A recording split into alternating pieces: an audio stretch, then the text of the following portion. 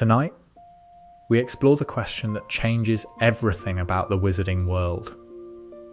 What if Tom Riddle, the boy who would become Lord Voldemort, had been sorted into Gryffindor instead of Slytherin? What happens to a boy shaped by loneliness and ambition when he is placed in the house that values courage and loyalty above all else?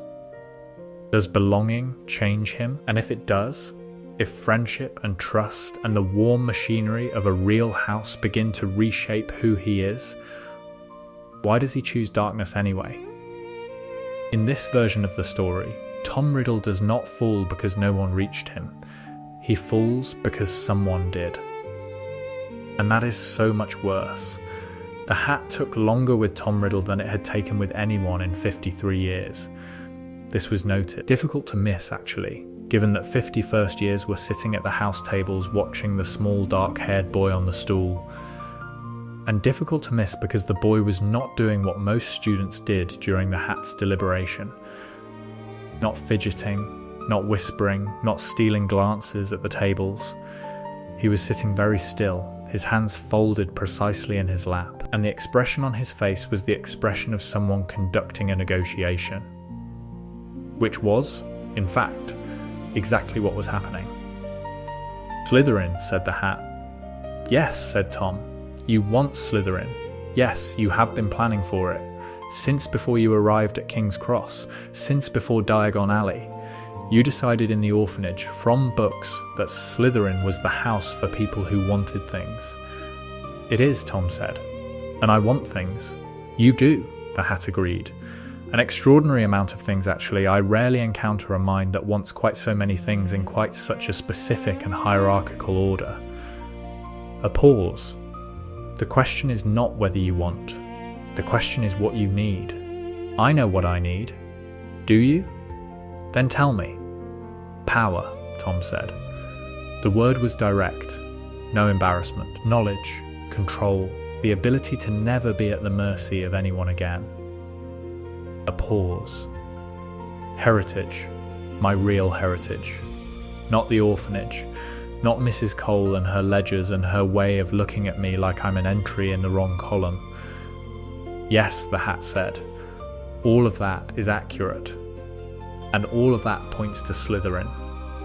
The ambition, the self-sufficiency, the specific and perfectly calculated hunger of a boy who has always been standing outside the warm room looking in.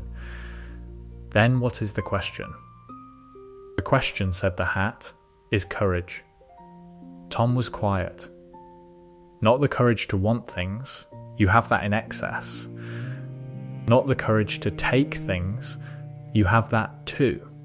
More than you know, more than you are comfortable knowing. The specific courage I mean is the courage to need things, to admit that the wanting has a human shape, that what you want from the warm room is not only its resources but the warmth." "I don't need. You are 11 years old," the hat said gently. "You have been alone since birth. You have survived 10 years in an institution by making yourself necessary and unknowable and slightly frightening, which is an extraordinary achievement and which has cost you something that you don't yet have a name for. I know what you need, Tom Riddle. I have been reading children for 1,000 years. I know what the orphanage left out." Tom was quiet for a longer time. The great hall waited. "Slytherin would give you what you think you want," the hat said. "Pure blood connections. The ideology that validates what you already suspect about yourself. That you are exceptional. That exceptionalism justifies anything. The house that will tell you that your loneliness was strength. And Gryffindor? Gryffindor will give you what you actually need. Which you will hate. And which might be the thing that saves you, if you let it. What is it? People," the hat said. "Loud, inconvenient, loyal, irritating, wonderful people. The house that will not let you be unknowable.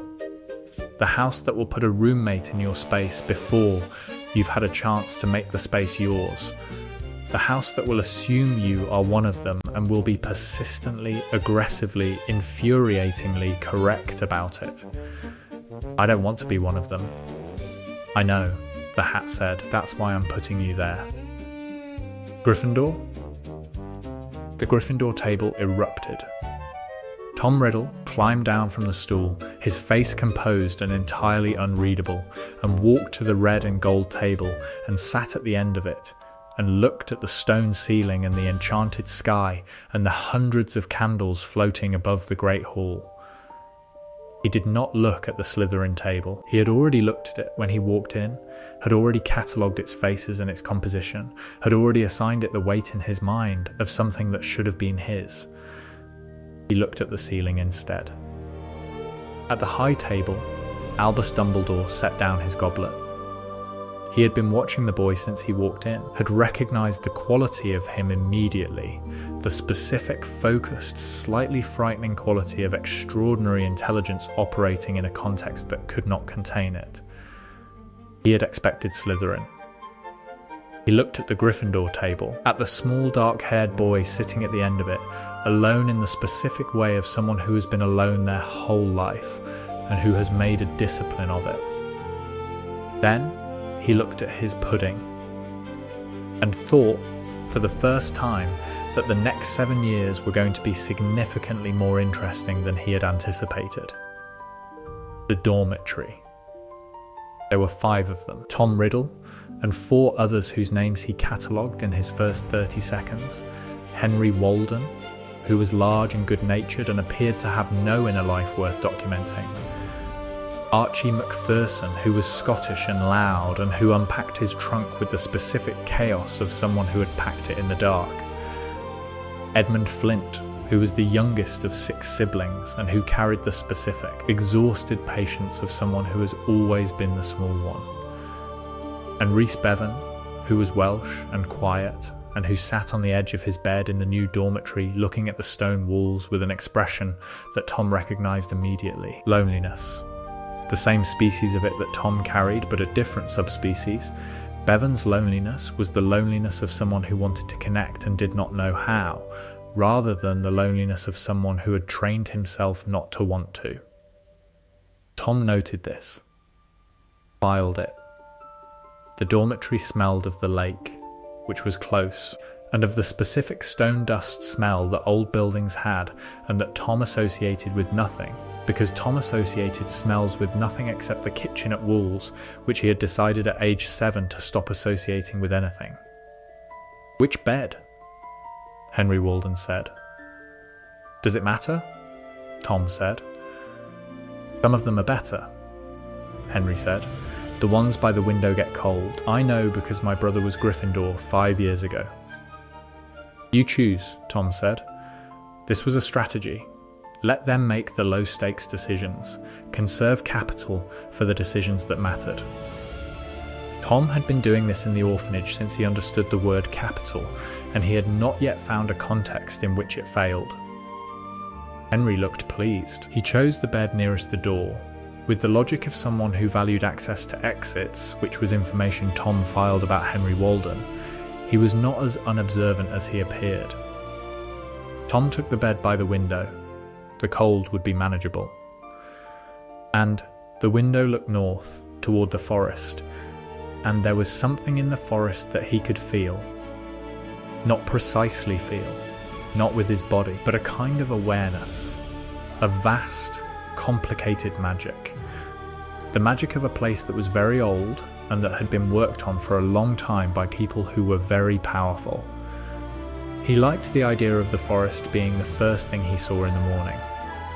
Rhys Bevan sat down next to Tom's bed. Not on it, beside it, in the gap between Tom's bed and the wall. He was small, not as small as Tom, and dark-haired, and he was holding a library book that he had apparently brought from the train. "Do you know what's in the forest?" Rhys asked. Tom looked at him. "Why?" "Because you're looking at it." "Centaurs," Tom said. "Unicorns, various dark creatures. More if you look at non-standard texts. Have you read non-standard texts?"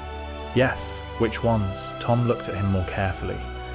Rhys Bevan was watching him with an expression that was not the usual first-night expression of children trying to find their footing. It was the expression of someone who was already past the small talk and was interested in the actual conversation. Most of them, Tom said. What are you reading? Rhys held up the book. It was a history of magical theory in the 12th century, which was not a first-year book, and was not in fact a Hogwarts book at all. It was from a private library, the library of someone who had thought it was important that their child have access to things that Hogwarts might not provide. My grandmother's, Rhys said. She wasn't a witch, but she collected books about magic. Your grandmother isn't magical. No, but my father is. Was. A pause that Tom noted. He died this summer. In Spain. Fighting, he thought it mattered who won there. A pause. I suppose it did. I'm sorry, Tom said. He said it automatically. The way you said these things, the way Mrs. Cole had taught him to say these things, not because he felt it, but because social fluency was a tool, and tools required maintenance. No, you're not, Rhys said, not unkindly. Observationally, Tom looked at him. No, Tom said. I'm not. I didn't know him. That's honest, Rhys said. Most people say they're sorry anyway, and it's strange. The honesty is strategic, Tom said. You've already identified the convention as empty. Performing the convention would cost me credibility. Rhys stared at him. Then, slowly, he smiled. It was the smile of someone who has been waiting their whole life for a conversation that was actually what it appeared to be. I think we're going to be friends, Rhys said. Possibly, Tom said. Is that strategic too? Everything is strategic, Tom said. That doesn't make it less real. He opened his own book. Rhys opened his. The dormitory settled into the sounds of first night. Henry Walden's voice from across the room, Archie Macpherson's laughter, Edmund Flint's careful quiet. The candles burned down. The window showed the forest and the dark. Tom read until 2 a.m. Rhys read until 3. Neither of them mentioned this, but in the morning, when they woke to the November Hogwarts grey, they both knew. The first weeks. Gryffindor in 1938 was not a comfortable house for Tom Riddle, not because it was hostile, the opposite. It was not hostile at all, which was the problem. Tom had developed over 10 years at Wool's Orphanage an extensive and effective system for managing hostile environments. The system involved careful observation, the strategic deployment of charm, the identification of power structures and the people within them who could be moved or controlled or occasionally frightened, and the long game of making himself so useful and so slightly threatening that no one in the environment would make the mistake of treating him as ordinary. Gryffindor Tower was not hostile, it was warm. The common room was red and gold and full of people who had already decided that Tom was one of them, on the basis of the hat's announcement alone, and who were operating on this assumption with the specific confidence of people who had never seriously entertained the idea that they might be wrong about someone. Tom found this profoundly disorienting. Come sit with us, Henry said at dinner, the second evening. Tom came and sat with them. He observed, he catalogued, he deployed precisely, exactly the amount of warmth that produced the desired response in each person at the table. He was very good at this. He had been doing it since he was 6. What he had not anticipated was that warmth, deployed strategically, produces warmth in return. And that warmth in return required management. And that managing an increasing volume of returned warmth while maintaining the necessary analytical distance was significantly more demanding than he had expected. Rhys was the specific problem. Not because Rhys was difficult, Rhys was the opposite of difficult. Rhys was easy. Rhys asked the interesting questions and followed the interesting threads and had the specific quality of a person who was not satisfied with the surface of things, who kept pressing, who treated conversation the way Tom treated research, as a series of doors, each one opening onto another, none of them quite the last. Tom liked talking to Rhys. This was the problem. Not strategic liking, the performed liking that he deployed with Henry and Archie and Edmund and the rest. Actual liking. The specific, uncomfortable, slightly vertiginous feeling of finding someone who was interested in the same things for the same reasons. He did not know what to do with this. He had never encountered it before. He managed it by studying harder. The studying was always available as a retreat, a legitimate one, a respectable one. The kind that teachers praised and that positioned Tom Riddle as the most academically capable student of his year, which was not a strategic choice but was a fact of his existence, as natural and inevitable as breathing. Professor Dumbledore taught Transfiguration. Tom had read about Dumbledore before arriving at Hogwarts. He had assembled what information was available through the orphanage's limited library and through the more expansive resources of a second-hand bookshop in London that he had been visiting, with the careful permission of Wool's weekend outing programme since he was 9. Dumbledore was significant, not as a teacher, but as a figure, a political and magical presence, a person who appeared in histories and treatises in ways that suggested he was one of the 2 or 3 most magically capable wizards in Britain. Tom had expected a large man. Dumbledore was tall, but not large, thin, with auburn hair just beginning to acquire threads of lighter colour at the temples, and eyes that were a specific, penetrating blue. He had the quality that Tom associated with dangerous people, the quality of appearing to be engaged in the conversation in front of him, while simultaneously conducting a separate, parallel analysis of everything in the room. Tom recognised this quality because he had it himself. "Mr. Riddle," Dumbledore said, at the end of the first Transfiguration lesson, when Tom had correctly performed every requested transformation and had then, unprompted, reversed them without being asked, which was 4th year level work. A moment. The other students filed out. Tom waited. "You have read ahead," Dumbledore said. It was not a question. "I read everything available," Tom said. "Where did you find the advanced texts?" "A bookshop in London." The proprietor was accommodating. "Did you tell him why you wanted them?" Tom looked at Dumbledore. At the blue eyes, which were watching him with the specific attention that Tom had been trying to produce in adults since he was old enough to understand that their attention was a resource. "No," Tom said. "I told him I was buying them for a family member, and yet you had no family member to buy them for." "No," Tom said. Dumbledore looked at him for a moment. "That was a lie," he said. Not accusatory. Observational. The same register that Reese had used. "Yes," Tom said. "Lies are tools. I use them when they're the most efficient available option. And is honesty not more efficient in the long run?" "Honesty requires trust," Tom said. "Trust requires relationship. Relationship requires time." "I didn't have time."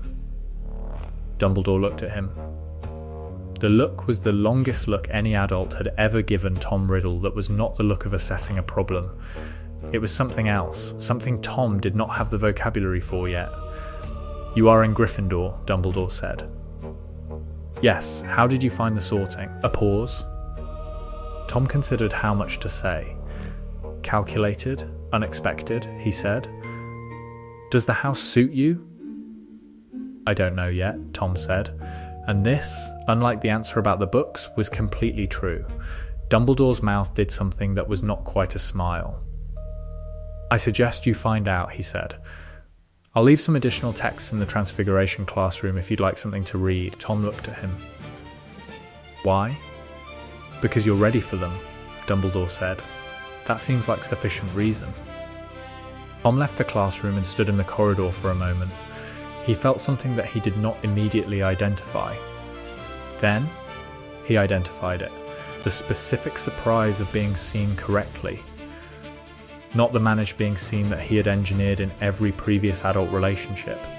Being seen by someone who was not being managed. He found this alarming.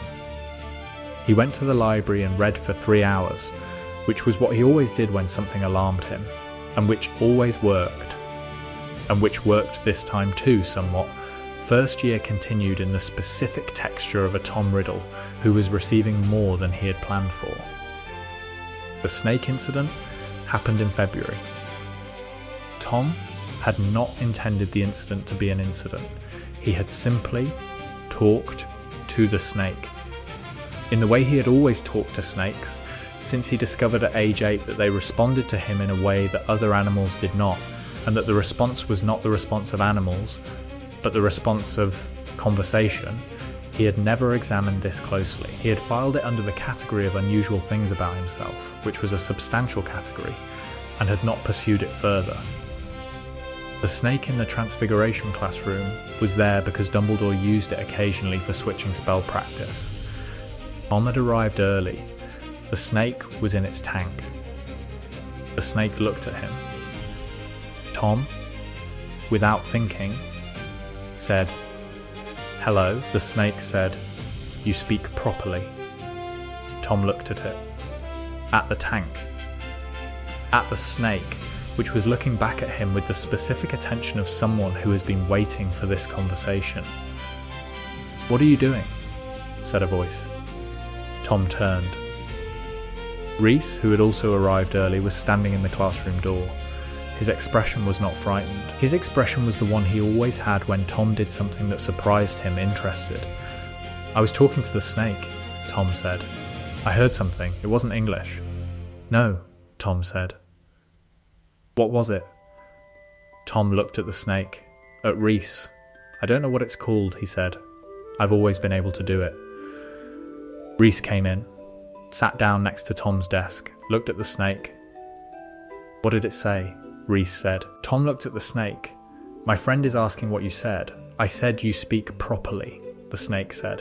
"Most of them hiss and click and call it parcel tongue and think they understand. They don't understand. You understand."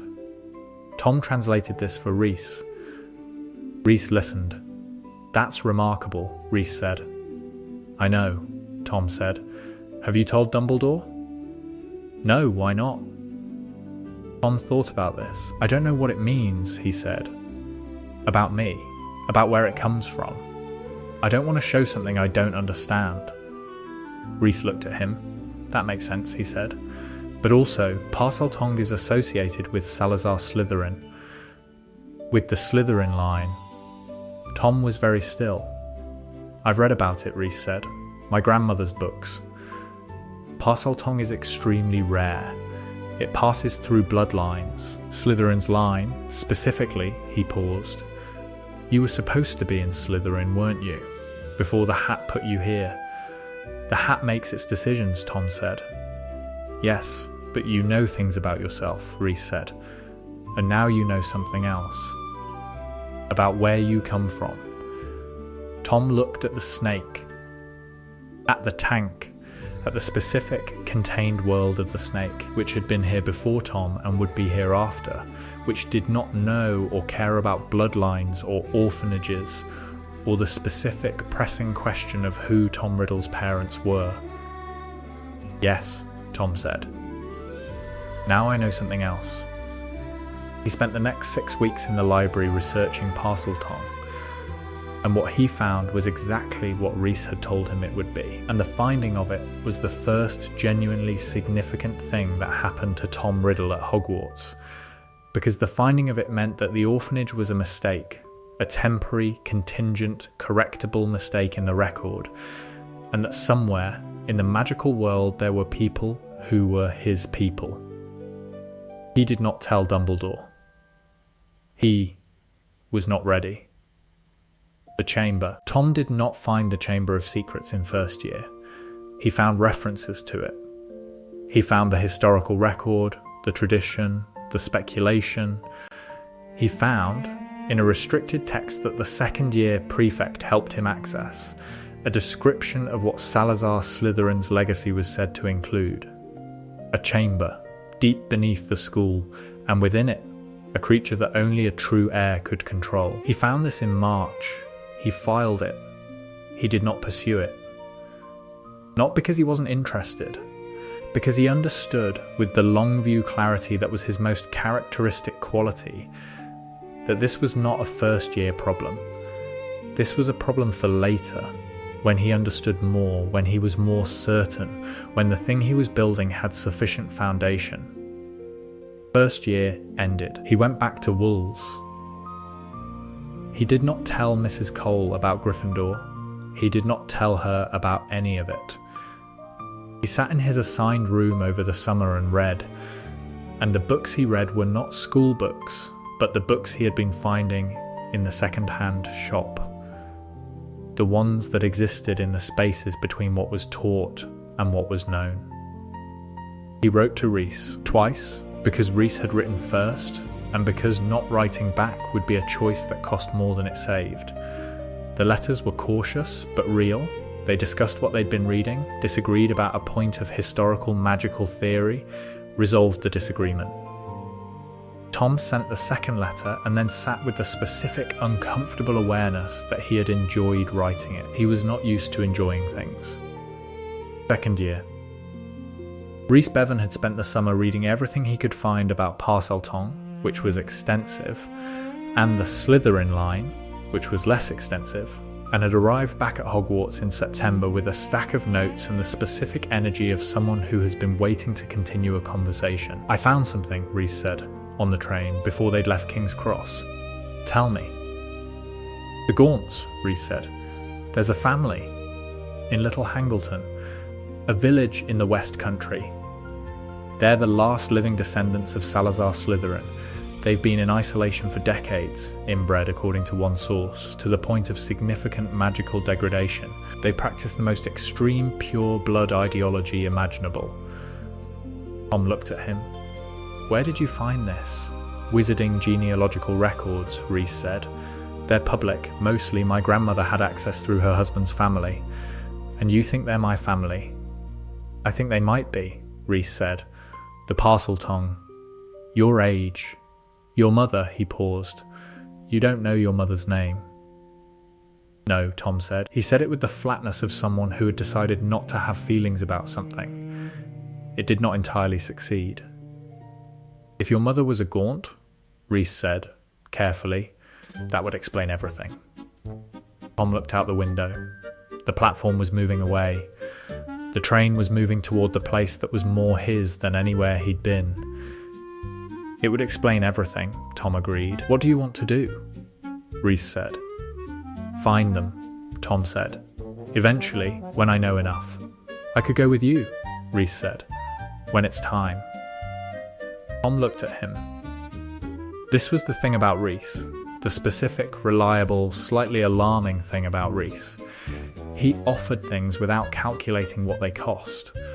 Not because he was foolish, but because he had decided, somewhere in his first year, that Tom Riddle was worth the cost of whatever was required. Tom had tried, several times, to analyse this decision and had failed each time to identify the mechanism. Rhys was not stupid. Rhys understood, with the clear-eyed observation that characterised him, exactly who Tom was. Not the performed version, but the actual one. And he offered things anyway. "Thank you," Tom said, and meant it, which was becoming more frequent and which he was becoming less alarmed by, which was itself alarming. The train moved. Second year began. Tom found his gift for defense against the dark arts in second year, in the way that some people find instruments immediately, with the specific recognition of something that was always there waiting. Professor Merrythought taught defense. She was not the best teacher at Hogwarts, but she was the most experienced. She had been teaching for longer than most of her colleagues had been alive, and she had the specific quality of someone who had seen real things and who did not romanticize them. She also recognized Tom immediately for what he was, the most naturally talented student she had encountered in 40 years of teaching. "Riddle," she said, after his second class, "where did you learn to perform a shield charm?" "I didn't learn," Tom said. "I read about it. The performance followed. The performance is usually the difficult part. For me it isn't," Tom said. "The reading is the difficult part. Once I understand the theory, the practices, He paused, trying to find a word that wasn't arrogant. Straightforward. Most students would call that arrogance, Merrythought said. Most students would be wrong, Tom said without heat. Merrythought looked at him for a long moment. Yes, she said. I suppose they would. He became her best student in a way that was qualitatively different from being anyone else's best student. Not because he was not performing for Merrythought, who was immune to performance, but because he was genuinely excellent, and genuinely excellent things in Defense Against the Dark Arts produced in him a feeling that was the closest thing to simple happiness that he experienced. Control over dangerous things. That was the feeling, the specific electric clarity of facing something that could hurt you and understanding it better than it understood you. He told Reese about this. At night, in the dormitory, when the others were asleep, in the quiet that had become their standard territory for actual conversation. It sounds like power, Reese said. It is power, Tom said. Is that bad? No, Reese said. Power is information. It's the goal you point it at that matters. What's your goal? Reese was quiet. I want to understand things, he said. I want to understand how magic works. The underlying theory, the really underlying theory, not just the spells. What's actually happening, philosophically, when someone performs magic. That's Ravenclaw thinking, Tom said.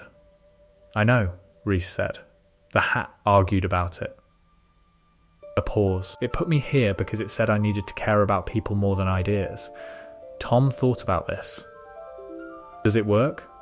Being here? Yes, Reese said. He said it simply. I care more about people than I used to. I care about... He paused. I care about you. For instance, Tom was very still. Is that strange? Reese said. Not anxiously, just asking. No, Tom said. He meant this. Is it strange for you? Yes, Reese said. In a good way. He rolled over. Good night, Tom. Good night, Tom said. He lay in the dark for a long time after that, looking at the ceiling, at the specific geometry of the Hogwarts stone. Outside, the forest was dark, and the lake was dark, and the thousand-year magic of the castle breathed around him. He was not accustomed to being cared about. He was accustomed to being useful, impressive, somewhat frightening, strategically deployed. He was accustomed to people wanting to be near him because of what he could provide, which was social status and protection, and the specific magnetic quality of his attention. Being cared about was different. It was contingent on something other than what he could provide. It was. And here Tom ran up against the edges of his vocabulary, which was extensive, but which had gaps that the orphanage had created. It was personal. He did not know what to do with personal. He went to sleep eventually. The forest was outside the window. He dreamed about the chamber, which he often did. And in the dream, the chamber was full of water, and the water was warm, and Reese was there, asking what things were. Professor Slughorn arrived in Tom's third year, replacing the former potions master who had retired, and the arrival of Professor Slughorn was, in retrospect, one of the pivotal moments of Tom Riddle's time at Hogwarts. Not because of what Slughorn taught, because of what Slughorn wanted. Slughorn was a collector. Tom understood this immediately and completely. Slughorn moved through the world like a man who had identified the most valuable resources in his environment and who was assembling them into a collection, not for private use but for display. A collection that reflected back to Slughorn his own judgment, his own taste, his own ability to identify excellence before excellence became obvious. Tom Riddle was excellence before it became obvious. He was 13 and he was exceptional, and he was, crucially, unknown outside his house, which meant that being noticed by Slughorn was the exact opposite of Slughorn's usual pattern. Slughorn noticed him anyway. Because in potions, in the first lesson of third year, Tom produced a draught of peace that was so technically perfect that Slughorn stopped the class to examine it, and the examination of it produced on Slughorn's face the expression that Tom recognized, the recognition of something he had not anticipated. "Riddle," Slughorn said. "Where did you learn this modification to the stirring pattern?" "I read about it," Tom said. "In a theoretical text. It accounts for the temperature differential between the pewter base and the lower density components." Slughorn looked at the potion. At Tom. "You're in Gryffindor," he said. "Yes," Tom said. "That's," Slughorn paused, something recalculated on his face. "Well, it doesn't matter, does it? Talent is talent." He invited Tom to dinner that Saturday, with 6 other students in his office, which was warm and overfurnished and smelled of good wine. Tom went. Observed, sighed exactly the right things at exactly the right moments, deployed his charm with the precision of a surgeon and the patience of someone who understood that Slughorn's collection functioned on a long timeline. At the end of the evening, walking back to Gryffindor Tower, he passed Reese on the stairs. "How was it?" Reese said. Tom thought about how to describe it. "Useful," he said. "Did you like any of them?" Tom thought about the other 5 students. Cecilia Ashworth, who was brilliant and knew it. Marcus Flint's older sister, Heloise, who was charming and empty. 3 others whose names he had already filed under secondary. "Cecilia Ashworth is interesting," he said. "She's in our year," Reese said. "Hufflepuff, she works really hard." "She works hard and she's brilliant," Tom said. "Most brilliant people don't also work hard. They rely on the brilliance. She doesn't." Reese looked at him. "That's a very observant thing to say about someone you just met." "I observe people," Tom said. "Do you observe me?" Tom looked at him. "Constantly," he said. Reese smiled. Not the strategic smile, not the performed one. The real one, the one that arrived before he'd decided to deploy it. "What have you concluded?" Reese said. "That you are the most consistently honest person I have ever encountered," Tom said. "That your honesty is not naivety. That you see things clearly and choose to respond to what you see without the usual strategic mediating layer. That this is either the most admirable quality in a person or the most dangerous one, depending on what they encounter. Which will it be for me?" "I don't know yet," Tom said. "I trust your assessment will be ongoing," Reese said, and smiled and went up the stairs. Tom stood in the corridor for a moment. He was, he noted, smiling the real version. He was also, he noted, slightly frightened by this. The appropriate response to being frightened was analysis. He went to the library.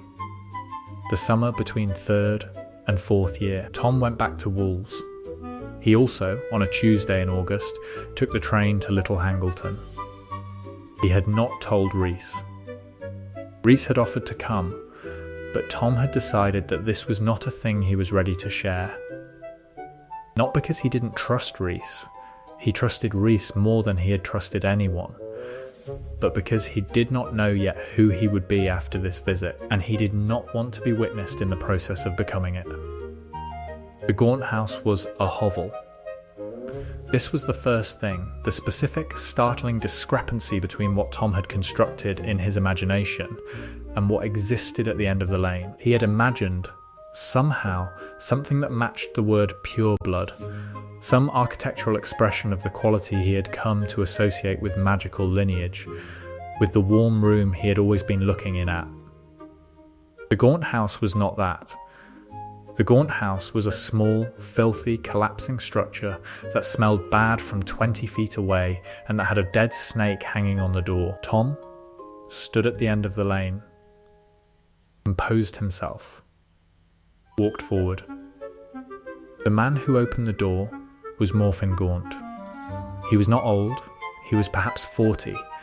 but he had the specific quality of someone whose age was obscured by something more fundamental than time. He was dirty and his hair was matted, and he was wearing robes that had not been washed in some period that Tom could not calculate, because the calculation required more information than was available. He looked at Tom and hissed, in Parseltongue, "Who are you then, coming to the Gaunts with no invitation?"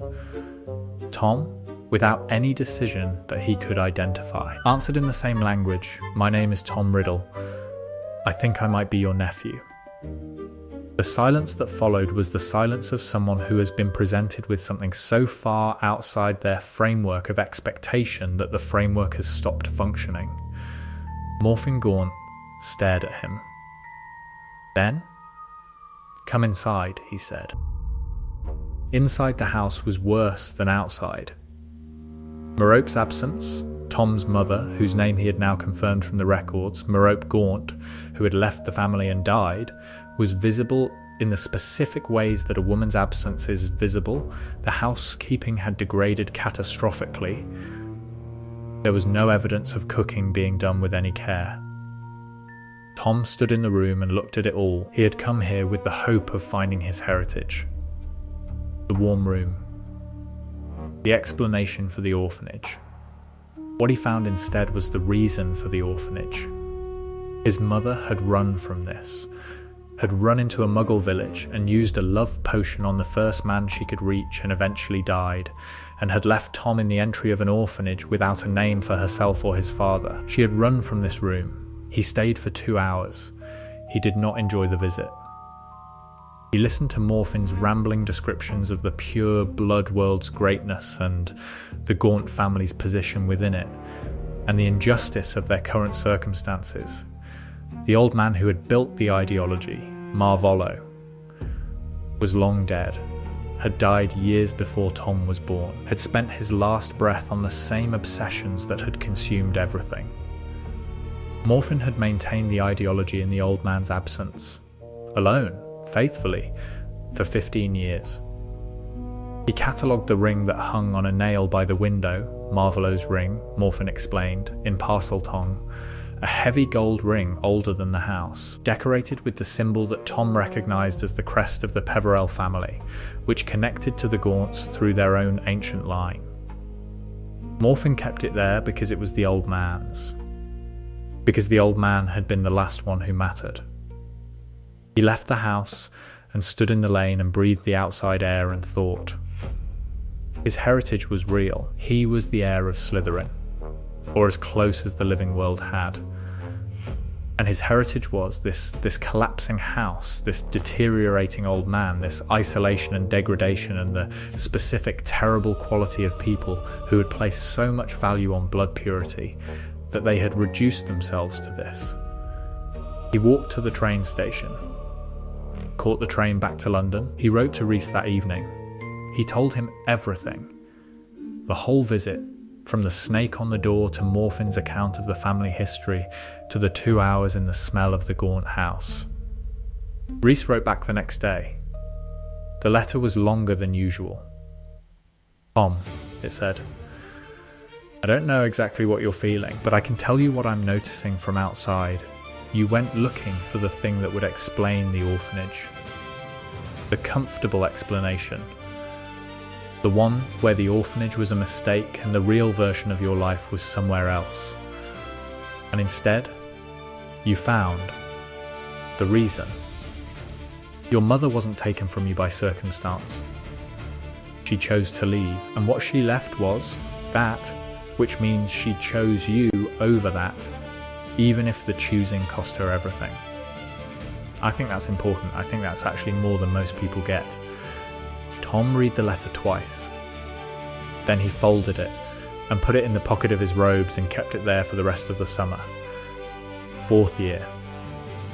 The change in Tom Riddle. Those who knew him well, Rhys, Cecilia Ashworth, who had become a fixture in their conversations, if not exactly a third in their partnership. The various Gryffindors who had spent 3 years adjusting to Tom's specific quality of presence noticed something different in 4th year. Not a dramatic change, settling, the specific quality of someone who has been performing a version of themselves and who has quietly stopped performing it. Tom Riddle in fourth year was less controlled, not less capable, more capable. If anything, his work taking on a depth and specificity that startled even Dumbledore, but less managed. More present, Reese noticed this. "You seem different," he said in October. "Different how?" Tom said. "Less like you're watching yourself," Reese said. "You used to watch yourself. I could always see it, the way you'd check, like a half-second delay between the thought and the expression, like you were reviewing before you deployed. It's less than it used to be." Tom thought about this. "I'm still watching," he said, "but the thing I'm watching is less careful." "Is that good?" "I don't know," Tom said. "It's different." "I think it's good," Reese said. "You think most things are good," Tom said. "It's one of your less defensible positions." "It's one of my most defensive positions," Reese said. "Good is something I choose to keep choosing. It gets harder otherwise." Tom looked at him. "What do you mean?" "I mean..." Reese paused. He looked at his hands. "My father died fighting in a war. Before this war started, the Spanish Civil War, people went to fight because they believed it was worth fighting. He was one of them. And now there is another war, and it is taking more people." He paused. "I think about that a lot. The people who go because they believe it matters." He paused. "I spend a lot of time thinking about darkness, the shape of it, how people arrive at it. And I think..." He stopped. "I think the people who arrive there usually don't choose darkness. They just stop choosing against it." Tom was very still. "You stop choosing against it," Reese continued, "and then you stop noticing that you're not choosing, and then eventually the darkness is just where you live and you've forgotten it was ever a choice." He looked at Tom. "I choose every day to not do that, because it's easy to not do that, and easy is not the same as right." "That's very Gryffindor," Tom said. "It's very human," Reese said. "I don't think Slytherin would disagree with it. I think they'd say the choice is about what you're choosing for." Tom thought about this for a long time. He did not tell Reese what he was thinking. He was thinking about Horcruxes, which he had found a reference to in a restricted text that he had read in second year and had been thinking about ever since, not as something to pursue, but as a theoretical framework, a way of understanding the mechanism by which people had attempted to extend themselves beyond death. He had not pursued it. He had filed it. He understood, in the way he understood most things, that there were thoughts he needed to be careful about. Thoughts that were so structurally aligned with his specific fears that engaging them too directly produced a kind of gravity that was difficult to resist. The fear of death was his specific fear. Had been since he was 6, and had understood what it meant. He filed the Horcrux reference one more layer down, under a label marked "Not Yet," and went back to his Transfiguration homework. The relationship with Dumbledore deepened in fourth year in a way that Tom had not anticipated. It happened through chess.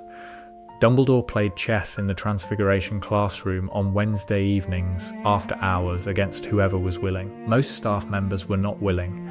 Dumbledore's chess was, by all accounts, devastatingly good. Tom had observed this from a distance in first and second year and had arrived, through the specific calculation that characterized his relationship with challengers, at the conclusion that he could beat him. He was wrong. The first time. He was wrong by a margin that was humbling and that he accepted without visible reaction, because the analysis of the loss was more interesting than the reaction to it. "You play well," Dumbledore said, after the game, resetting the pieces. "I played well and lost," Tom said. "The two are not incompatible." "They are to me," Tom said. "Yes," Dumbledore said. "I thought they might be." He looked at the board. "Would you like to know where you went wrong?" "Yes," Tom said. They analysed the game for 45 minutes. It was the most sustained, direct conversation Tom had had with Dumbledore, and it was the most revealing in the way that chess analysis is revealing. You cannot hide what you were thinking in a chess game, because the moves are there, and the moves are the thought. Dumbledore walked through Tom's choices and their underlying logic with the precision of someone who understood exactly what each decision meant about the person who made it. "You sacrifice too little," Dumbledore said. "Your pieces are too valuable to you. You protect them beyond their strategic usefulness because the idea of losing them is uncomfortable." Tom looked at the board. "Yes," he said. "In chess, this is manageable. One can still win while hoarding. In life, it is more significant." He looked at Tom. "You find it difficult to give things up, even when giving things up would serve you better." "Yes," Tom said again. "What is the thing you find most difficult to give up?" Tom looked at the board. He thought about the right answer, the strategic answer, the one that presented well.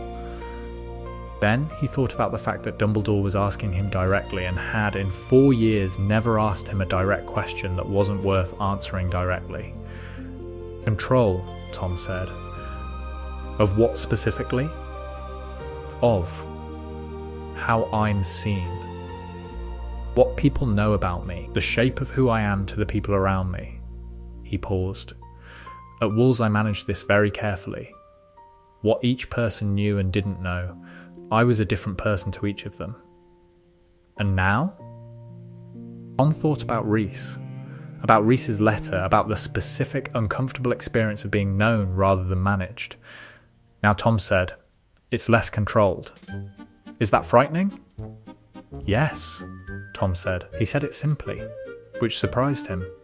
"It's also," he paused, "better in ways I don't have good language for." Dumbledore looked at him for a moment. The blue eyes, penetrating and warm. "The things we're most afraid to lose," he said, "are usually the things we've already lost the most of, by protecting them." Tom sat with this. "Again?" Dumbledore said, gesturing to the board. "Yes," Tom said. "He lost again. But the margin was different. 5th year brought the chamber. Tom had been building toward this since 1st year. Not urgently, he was not impatient, had never been impatient, patience being the virtue most naturally acquired by people who have spent their lives waiting, but steadily, in the way that he built toward all things.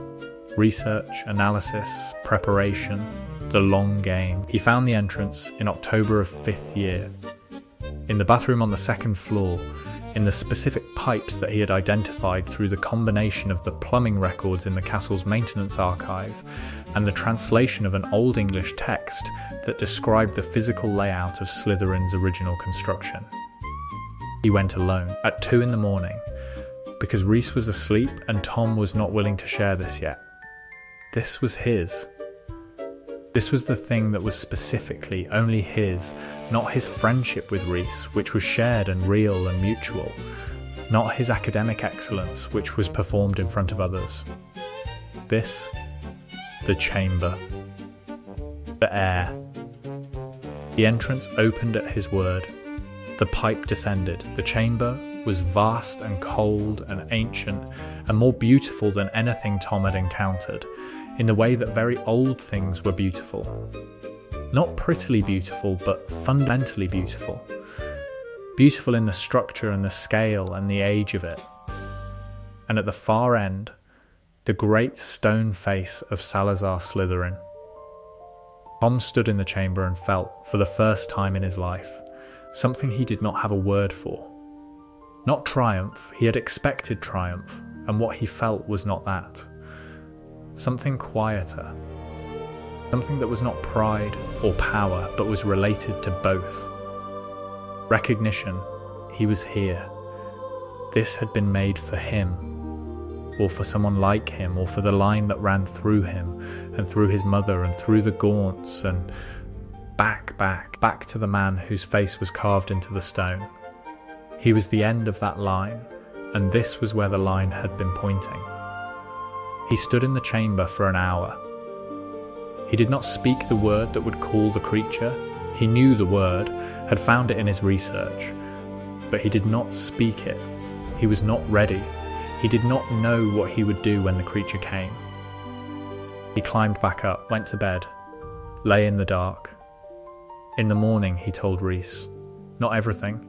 He told Reese about the chamber, that he'd found it, that it was real, that he'd been inside. He did not tell Reese about the creature. He was not ready to have someone else be part of that decision. "Are you going to tell Dumbledore?" Reese asked. Tom thought about it. "Not yet," he said. "Tom, I know," Tom said. "I know what you're going to say." "Do you?" "That keeping things from Dumbledore is a habit I'm acquiring that I should examine," Tom said. "Yes," Reese said. "I will examine it," Tom said, "after I understand what I have." "What do you have?" Tom was quiet. "A place that's mine," he said, eventually, for the first time. Reese looked at him, the look that was not sympathy exactly, but was the thing that existed in the same register as sympathy. The look of someone who understands the shape of something from the outside. "All right," Reese said. "But Tom?" "I know," Tom said. "I know what's in there, and I'm not going to." He stopped. "I'm not going to do what it was built for." "Are you certain?"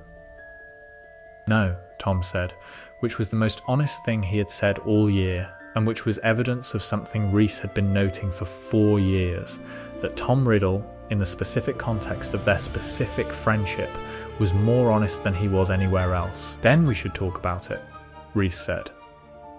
"Yes," Tom said. "We will." They did. Over the next 3 weeks, in the dormitory, in the library, in the long walks around the lake that they had been taking since second year, they talked about the chamber, about what it meant, about what having it meant, about the specific moral logic of a weapon that existed and that Tom held the key to. "You could use it," Reese said, once, very directly. "You could open it and use the creature and no one could stop you." "I know," Tom said. And Tom said, "I don't want to. Why not?" Tom thought about this with his full capacity for honest self-examination, which was considerable when he actually deployed it.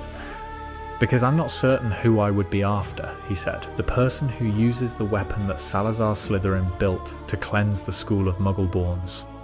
He paused. "The person who does that is not the person who," he stopped. "Not the person who what?" Reese said, quietly. Tom looked at him. At Reese, who was Muggle-raised, who had a Muggle grandmother, who had collected books about magic, who had lost his father in the Muggle War, who was the person in the warm room that Tom had been looking for since before he knew the warm room existed. "Not the person who has this conversation," Tom said. Reese nodded. "Slowly, I want to be careful," he said. "I want to say what I'm actually saying." "Not," he paused. "Not that you shouldn't be who you are, just that who you are includes me, and including me means something." "Yes," Tom said, "it does." They walked around the lake. The November light was thin and grey and beautiful. Tom thought about the chamber, sealed below them, the creature waiting in the dark. "I'm going to tell Dumbledore," Tom said. "Yes," Reese said. "I thought you were." "Not everything," Tom said. "No," Reese agreed. "Not everything is his to know." He told Dumbledore about the chamber in December of 5th year. Not in the chess context. He requested a meeting, formally, and sat across from the headmaster's desk and said, "I have found the Chamber of Secrets." Dumbledore was still for a long moment. "Then? Tell me." Tom told him. The research, the location, the entrance, the descent, the chamber itself. "The creature," Dumbledore said. "I know what it is," Tom said. "I have not released it." "Why?" Tom looked at him. "Because I'm not what it was built for," he said. "Slytherin built it to be used against Muggleborns. I'm half-blood. My father was a Muggle. The ideology doesn't hold." A pause. and because releasing it would destroy things I would rather keep. Dumbledore was quiet, looking at Tom with the specific, sustained attention that Tom had learned over 5 years to read as the deepest form of Dumbledore's regard. "What things?" Dumbledore said. "The life I have," Tom said. "The people in it." The blue eyes. Something moved in them. Something that Tom could not fully catalogue, because Dumbledore's emotional register was as complex as his own, and he was still, after 5 years, learning to read it. "You have more people now than you did," Dumbledore said. "Yes," Tom said. "Gryffindor suits you better than you expected." "Yes," Tom said. "I should tell you," Dumbledore said, carefully, "that I have been watching you since your arrival. Since before your arrival, in fact, since Mrs. Cole wrote to me about you. I have been uncertain about you, about what you were and what you might become." "And now?" Tom said. "And now," Dumbledore said, "I am less uncertain, not because you have resolved into something comprehensible, but because you have chosen repeatedly to make yourself visible to the people who matter, and that is not something I expected." "Why not?" "Because your particular kind of brilliance usually produces isolation," Dumbledore said. "The specific brilliance of someone who sees more than others and who therefore trusts others less. I have watched it in several students over many years. The trajectory is almost always towards something cold and closed." He paused. "You have surprised me." "Rhys Bevan is the reason," Tom said. It came out more directly than he intended. Dumbledore looked at him. "Is that difficult to say?" "Yes," Tom said. "Why?" Tom thought about it. "Because it means my current state is contingent," he said. "It means there's a version of me, a likely version that would exist without Rhys. And that version is..." He stopped. "What is that version?" Dumbledore said. Gently, Tom looked at his hands. "Worse," he said. The words sat in Dumbledore's office. The silver instruments clicked softly. Outside the window, the Hogwarts grounds were frozen and silver. "That is one of the most honest things a person has said to me in some time," Dumbledore said. "I'm practicing honesty," Tom said. "It's a later skill than I would have preferred." Dumbledore almost smiled. "Almost the chamber," he said. "I will need to seal it more securely. And the creature should be moved," Tom said. "Or, if it can't be moved, contained more permanently. You have thoughts on how? Several? I'll write them up." Dumbledore looked at him. The look was sustained. "You came to me," he said. "Yes, with a weapon you held alone." "Yes, Tom," Dumbledore stopped. It was the first time he had used Tom's given name without the formal prefix. "Why did you come to me?" "Truly, the reason that came before the strategic one." Tom sat with the question, applied the same full capacity for honest self-examination. "Because Rhys asked me to," he said, eventually, and because you've..." He stopped. "Because you've been here. For 5 years. And you haven't managed me. And people who don't manage me are..." He stopped. "Rare," Dumbledore said. "Yes," Tom said. "Rare," a silence. The office breathed around them. "I think," Dumbledore said, "that I would like to know you better, if you are willing." "I think," Tom said, "that I'm willing to be known." The murder. This is the part of the story that cannot be avoided. The part that is not about Gryffindor or Rhys or Dumbledore or the Chamber. The part that is about what Tom Riddle was, always underneath the friendship and the chess games and the letters and the warmth. It happened in the summer between 5th and 6th year. The summer he went to Little Hangleton. He had been once before, the summer between 3rd and 4th year, the visit to the Gaunt House. He had not gone back, had not needed to, had not wanted to, had filed the Gaunts under the category of things that explained his origin and that he was not required to feel warmly toward. Morphin was dying. Tom knew this from a letter, a barely legible scrawl in Parseltongue that had arrived at Grimmauld Place, where Tom was staying for the summer with Rhys and Rhys's mother, who had decided that Tom Riddle was a fixed feature of her son's life, and who managed this with the warm pragmatism of a woman who had lost one important person and was not going to be careless with the ones she had left. The letter said that Morfin was ill and would not last the season, that the Riddle house was still up the hill, and Tom should come and take what was his. Tom went alone. He told Rhys he was visiting the village. He did not say which village. He went to see Morfin first. Morfin was worse than before, dirtier, more incoherent, speaking almost entirely in Parseltongue now, a language that he used as a wall as much as a communication tool. Tom sat with him and listened and thought.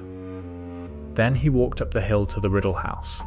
He stood outside and looked at it, at the large, prosperous, well-maintained house that was everything the Gaunt Shack was not. Inside it, Tom Riddle Sr. was alive, a man who had taken a love potion and woken from it and run, who had left his wife to die in childbirth, who had condemned a child to an orphanage, who had the other half of Tom's blood. Tom stood outside the house for a long time. He went in. He sat across from his father in the drawing room. His grandparents were there too, a comfortable, prosperous family, entirely ordinary, entirely comfortable, entirely unaware of the fundamental wrongness of the story that had produced the boy sitting across from them. He looked at his father's face, his own face, 40 years along. The structure of it, the specific arrangement that had made Tom remarkable looking, the combination of Merope's sharp intelligence and Tom Sr.'s conventional handsomeness. His father looked back, did not recognize him. Why would he? "Can I help you?" Tom Sr. said. Tom thought about all the things he had prepared to say, the specific, comprehensive reconstruction of what this man had done and what it had produced. He had written it out, in the privacy of his room at Rhys's house, at night when Rhys was asleep. He had written it precisely and completely, and then he had burned the parchment, because writing it was the preparation and the conversation was the deployment. He thought about Rhys. About the letter from the summer between 3rd and 4th year. Your mother chose you over that, even if the choosing cost her everything. He thought about what he was about to do. Felt, clearly and without flinching, the specific gravity of it. The pull. He had the magic, he had the ability. There was nothing in this room that could stop him. He thought about who he would be after. The person who does that is not the person who has this conversation. He stood. "Wrong house," Tom said. "My apologies." He walked out. He walked back down the hill, past the Gaunt Shack without stopping, to the train station, back to London. He arrived at Rhys's house at 10 in the evening. Rhys's mother let him in, made tea, went to bed with the specific tact of someone who understood when something had happened and who was not going to ask. Rhys was in the sitting room. He looked at Tom. "Did you see them?" Rhys said. "Yes," Tom said. "The Riddles?" "Yes, and?" Tom sat down, accepted the tea, sat with it for a while. "I went to do something," he said eventually, "and I didn't do it." "What were you going to do?" Rhys said, very quietly. Tom looked at him. "Nothing good," he said. Rhys nodded, looked at his own tea. He started over. "Are you glad you didn't?" Tom thought about this with complete honesty. "I don't know," he said. "I think I will be. Not tonight. But I will be." "That's enough," Rhys said. They sat together in the sitting room until midnight. Not talking mostly, Rhys fell asleep in his chair at some point. Tom sat and watched the dark outside the window and thought about what he had not done, and what that meant about who he was, and whether who he was would hold. He did not know. He thought it might. 6th year. The Horcrux conversation with Slughorn happened in 6th year. Tom had been building toward it since he found the first reference in 2nd year, had been tracking the theoretical framework, had been reading Slughorn's papers and seminar notes with the specific, patient attention of someone who understood that the most dangerous knowledge in the world is most safely extracted from someone who does not realise they are extracting it. Slughorn did not realise he was extracting it. He thought he was having a conversation with his favourite student. His favourite, despite the Gryffindor House. Because Tom Riddle's talent was not containable by something as arbitrary as house affiliation about advanced magical theory. "What do you know about Horcruxes?" Tom said. The question landed differently than he intended. He watched Slughorn register it, the specific, rapid calculation of a man who had just been asked something he understood to be dangerous. "Tom," Slughorn said. "In the abstract," Tom said. "The theory, the mechanism." Slughorn looked at him for a long time. "Why are you asking this?" he said. Tom thought about the true answer, about the fear of death that had been with him since he was 6 years old, and that nothing, not Gryffindor, not Reese, not Dumbledore, not the life he had built, had managed to reduce. The fear that was more fundamental than any relationship, older than anything he had grown, the bone-deep terror of cessation. He thought about telling Slughorn the truth. "Because I'm afraid of dying," he said. "I have been since I was a child, and I've read enough to understand that there are methods," he stopped. "I need to understand the methods. Not to use them. To understand whether they would," he stopped again. "To understand whether the fear is rational." Slughorn looked at him. "Is it rational?" he said. "That's what I'm trying to determine," Tom said. A pause. Slughorn made a decision. "Horcruxes," he said, "are the darkest magic in existence. They require murder, Tom, the deliberate taking of a life, which is the act that most radically cleaves a soul. The created Horcrux is the split piece, bound to an object, anchored to the world. And the person who made it is protected, in a sense, unable to die as long as the Horcrux exists." Tom absorbed this. "And the price?" Slughorn looked at him. "What do you mean?" "The soul is split," Tom said. "The split is the price. What does that cost?" "I don't know," Slughorn said. He said it heavily. The historical accounts suggest less capacity for feeling, less of what makes a person. Tom sat with this. He thought about the fear, about the cessation, about what he would trade for certainty against it. He thought about Reese, about the sitting room at Reese's house, about not going back into the Riddle drawing room. He thought about who he would be after. "Thank you," he said to Slughorn. "Tom, I'm not going to make one," Tom said. "I need you to know that." He looked at Slughorn directly. "I'm not. The price is too high." Slughorn looked at him, the look of a man trying to read whether he was being told the truth. "I hope that's true," Slughorn said.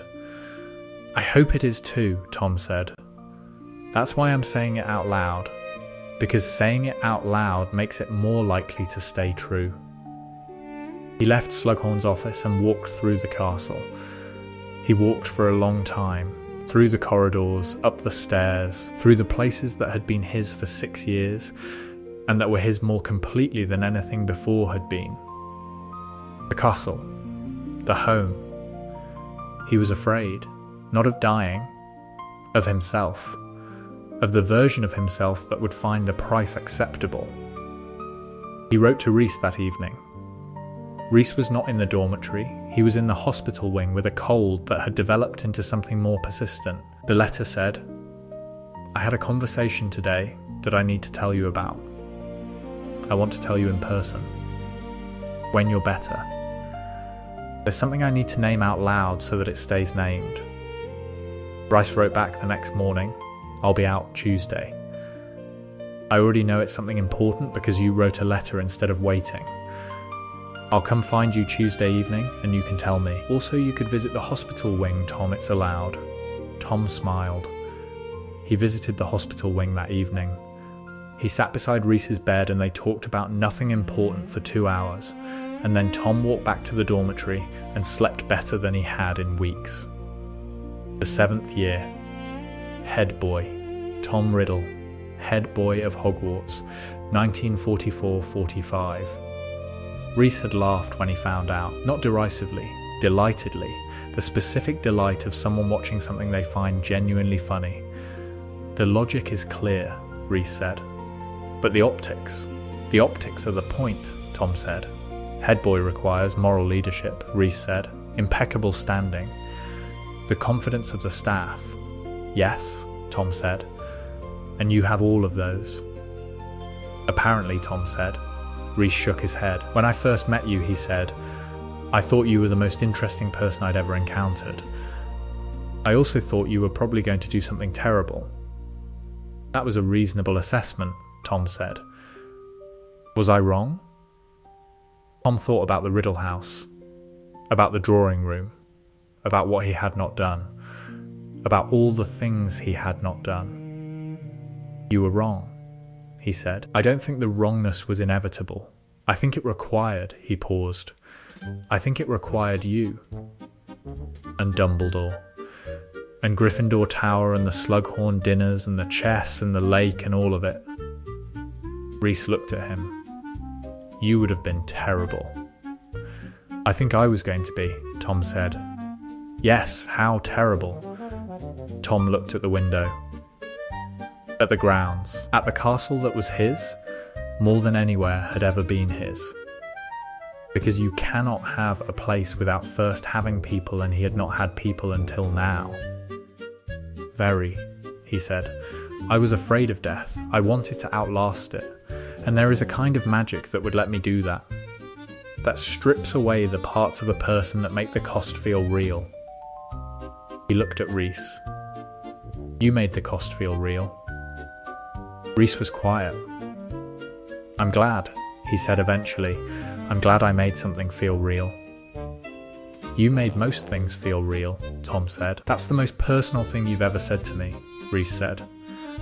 I'm working on it, Tom said. It's a later skill. I know, Reese said, and smiled. The war years changed everything. Not the Wizarding War, the Muggle War. The one that was ending as Tom and Reese walked across the Hogwarts grounds for the last time in June of 1945. The war that had taken Reese's father. The war that was ending now, in Europe, at enormous cost. Tom stood on the Hogwarts grounds and looked at the castle. At the place that had been his for 7 years. That had changed him in ways he still did not have complete language for. What do we do now? Reese said beside him. Tom thought about the question. What were the options? Ministry work? There were opportunities for someone with Tom's profile, with the recommendations he carried. Research. The advanced study of magical theory. The work of understanding what magic was and what it could do, not in the service of conquest, but in the service of knowledge. He thought about what he had learned to want. Not power, exactly, he had been wrong about what power meant, had arrived at a different understanding of it than the one he'd had at 11 standing outside the Gryffindor table. Power over things was less interesting, he had found, than power within things. Less interesting than understanding. Ministry, he said. For now. There are things I want to understand from the inside, the structure of how the wizarding world governs itself, the places where it fails. It fails in many places, Reese said. Yes, Tom said. Systematically, the same failures, repeatedly, the same ideologies producing the same outcomes, every generation. He paused. I want to understand why. And whether it can be redirected. Reese looked at him. You're talking about reform. I'm talking about understanding, Tom said. Reform is later. If the understanding produces an argument for it. That's very measured, Reese said. For you? I've been practicing measured, Tom said. It comes easier than it used to. Reese laughed. They walked. The grounds were green and wide, and the lake was still, and the mountains were grey against the June sky. "I'm worried," Reese said eventually. "About what?" "About who you would have been," Reese said. "I think about it sometimes. The other version. The one that didn't have Gryffindor, didn't have Dumbledore, didn't have me. The one that was sorted at 11 the way he wanted to be sorted." "Don't," Tom said. "I'm serious, so am I," Tom said. "Don't. That version of me is not a thought experiment. It's a direction. And directions require roads, and I've been choosing a different road for 7 years, and I intend to keep choosing it." "What if you can't?" Rice said. "What if the fear, then, you'll tell me?" Tom said. "That's what you do. You tell me when I'm choosing wrong. You have been since second year." "I haven't always been right," Rice said. "You've been right often enough," Tom said. They walked to the edge of the grounds, to the border where the magic was most present, where Hogwarts breathed against the outside world, where the castle's 1,000-year-old enchantments pressed against the ordinary air.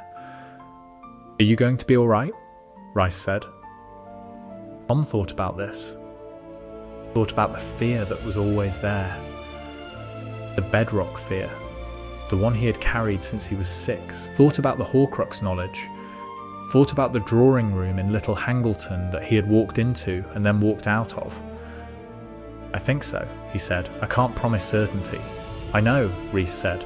"I'm not asking for certainty. I'm asking if you think you're going to be all right."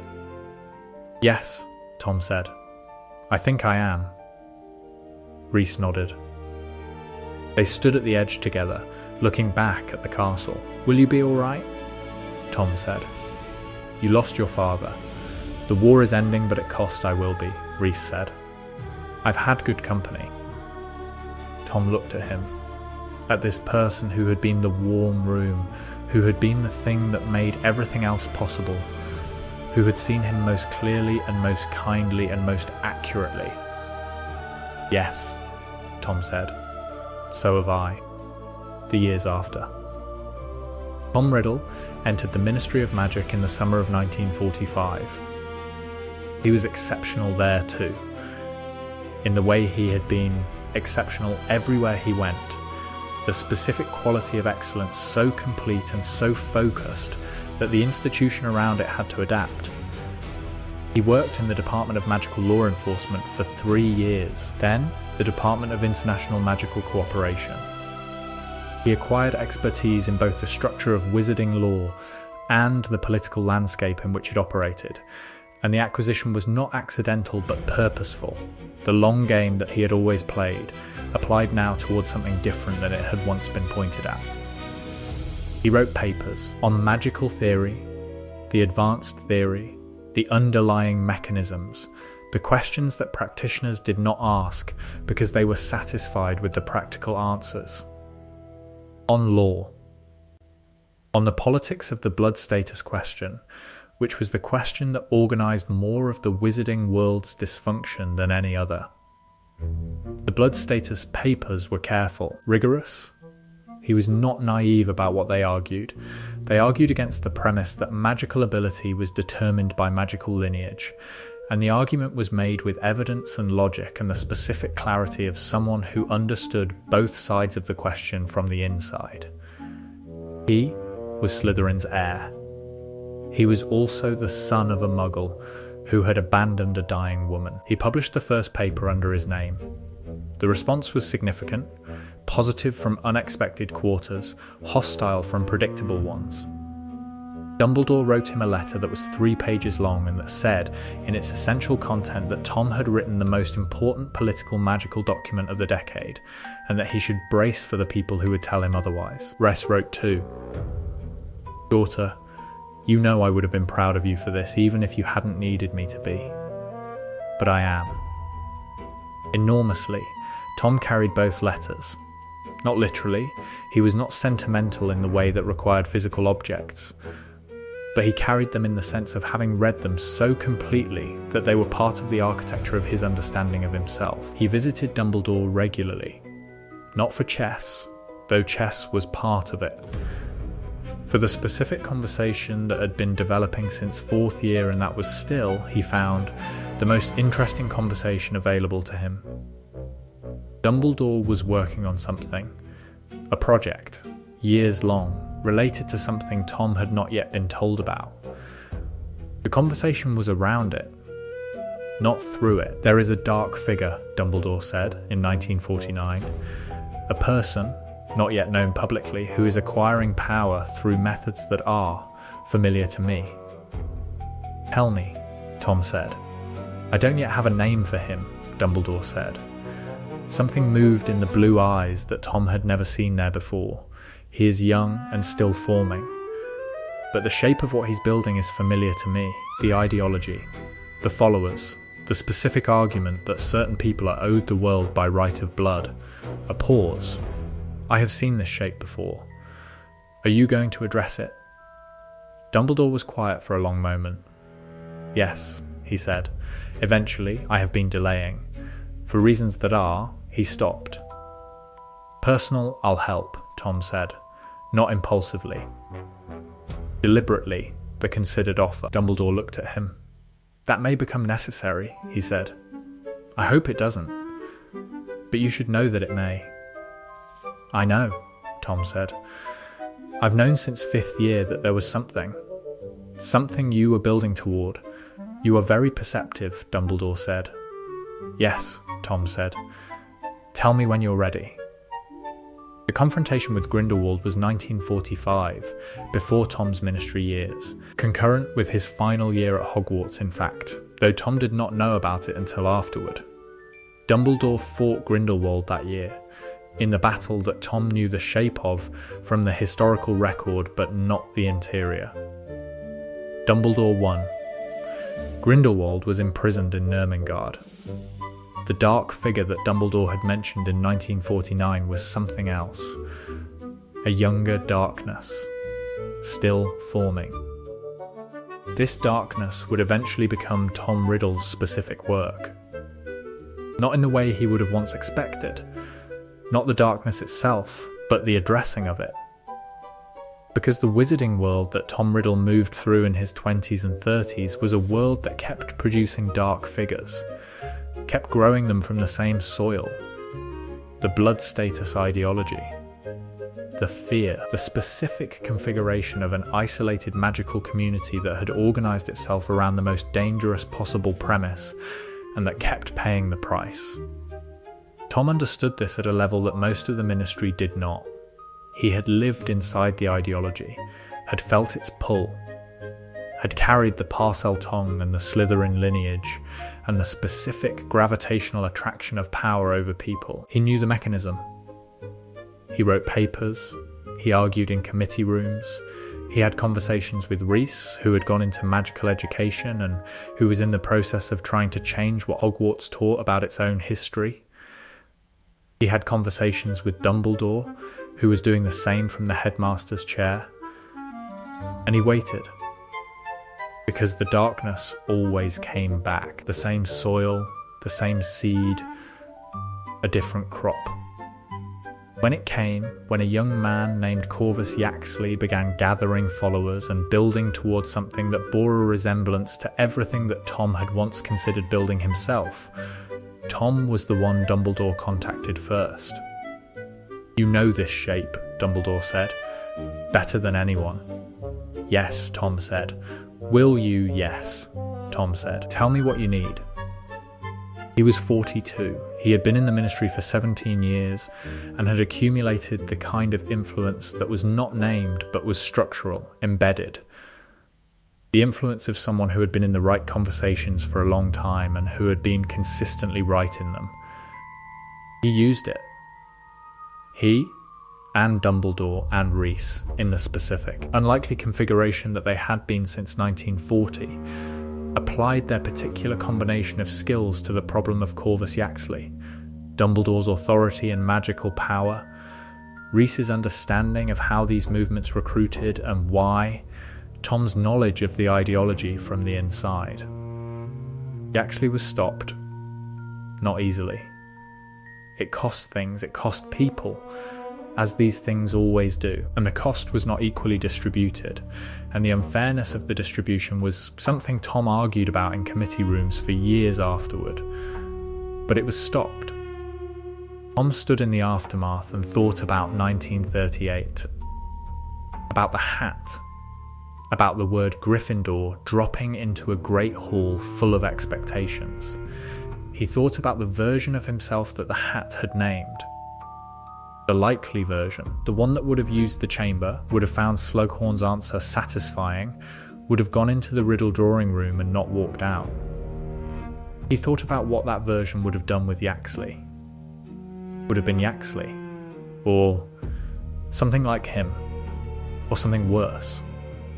He thought about the specific, ordinary, complicated, difficult, real life he had instead. The papers and the committee rooms and the Thursdays at Reese's house and the chess games with Dumbledore and the letters and the decisions he had made one by one to choose the thing that was harder.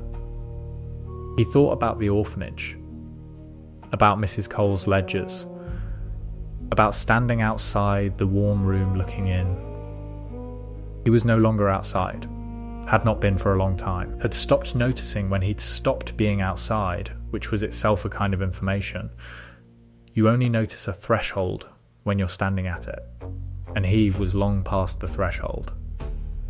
He went home to the flat in London that he had been in for 15 years, and that had his books on the walls and Reese's visits on Saturdays, and Dumbledore's letters in a correspondence box on the desk, and the specific, quiet, hard-won texture of a life that had been made rather than received.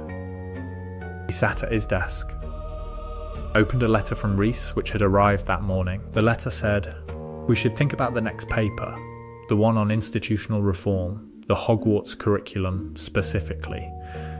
I have notes. Come Saturday and I'll show you. Also, my son is asking about you again. He's 7.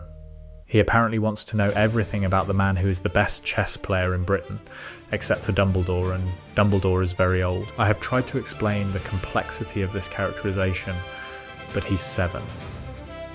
Come Saturday, Tom. We'll talk." Tom read the letter. Read it again. He wrote back, Saturday. "Tell Elias that I am not the best chess player in Britain. I am the best chess player in Britain whose best game remains one he lost. I will bring the notes I have been making for the institutional reform paper. I have been making them for a month. I will also bring something for Elias, because 7 is a reasonable age to start acquiring books. I will come Saturday." He set down the pen, looked at the desk, at the correspondence box and the books and the notes and the specific, readable, documented evidence of a life. He was afraid.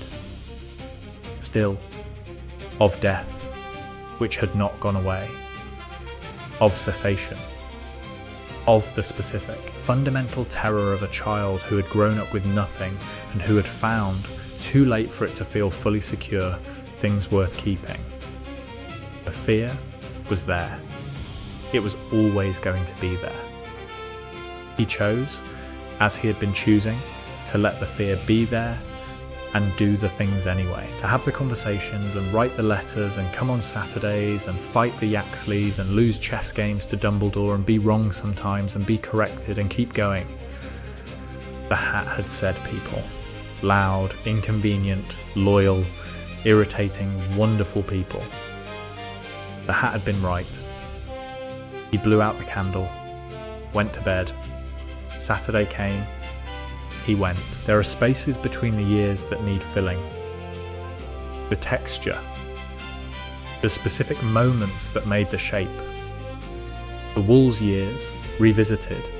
Tom had gone back to Wool's orphanage at the end of his first year, as he went back every summer, and the experience of going back was different from the experience he had expected.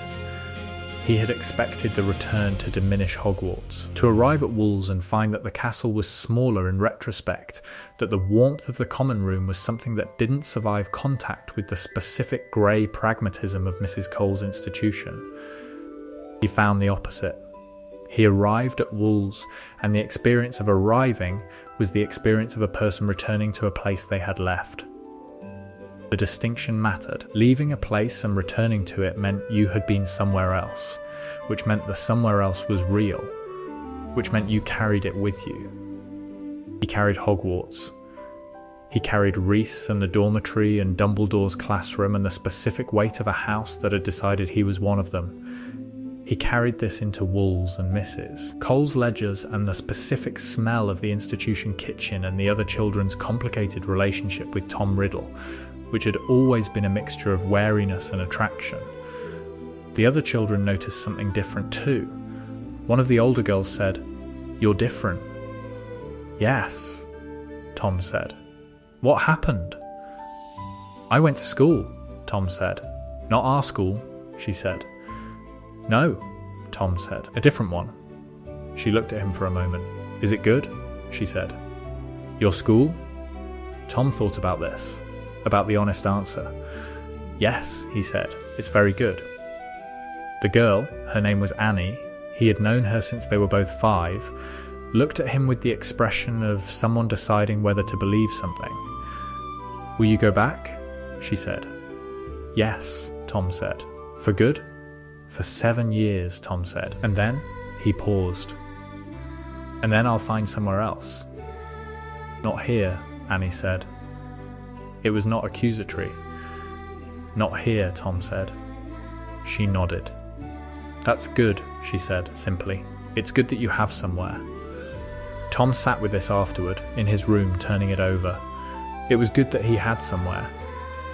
Annie, who did not have somewhere, whose intelligence was not visible enough to attract the notice that would provide the scholarship, whose specific quality of personality was not the quality that produced patrons, Annie had said that's good with the specific, generous equanimity of someone who understood that good things happening to other people were still good things. He thought about the version of himself that would not have been generous about this. That would have received Annie's observation as the observation of a lesser person, a muggle born, a nobody, a girl who would never go anywhere, and would have felt at the thought of their diverging trajectories something that was not guilt. He thought about the version of himself that had not gone through the Gryffindor common room, that had been sorted into Slytherin and handed an ideology that would have made Annie's observation something to be weaponized rather than received with gratitude. "Thank you," he said to Annie, though she had already left. He meant it. The specific education Tom Riddle received at Hogwarts was not just magical. Dumbledore taught him transfiguration and chess, and the specific patience of someone who knows they are having a long conversation and who is not in a hurry.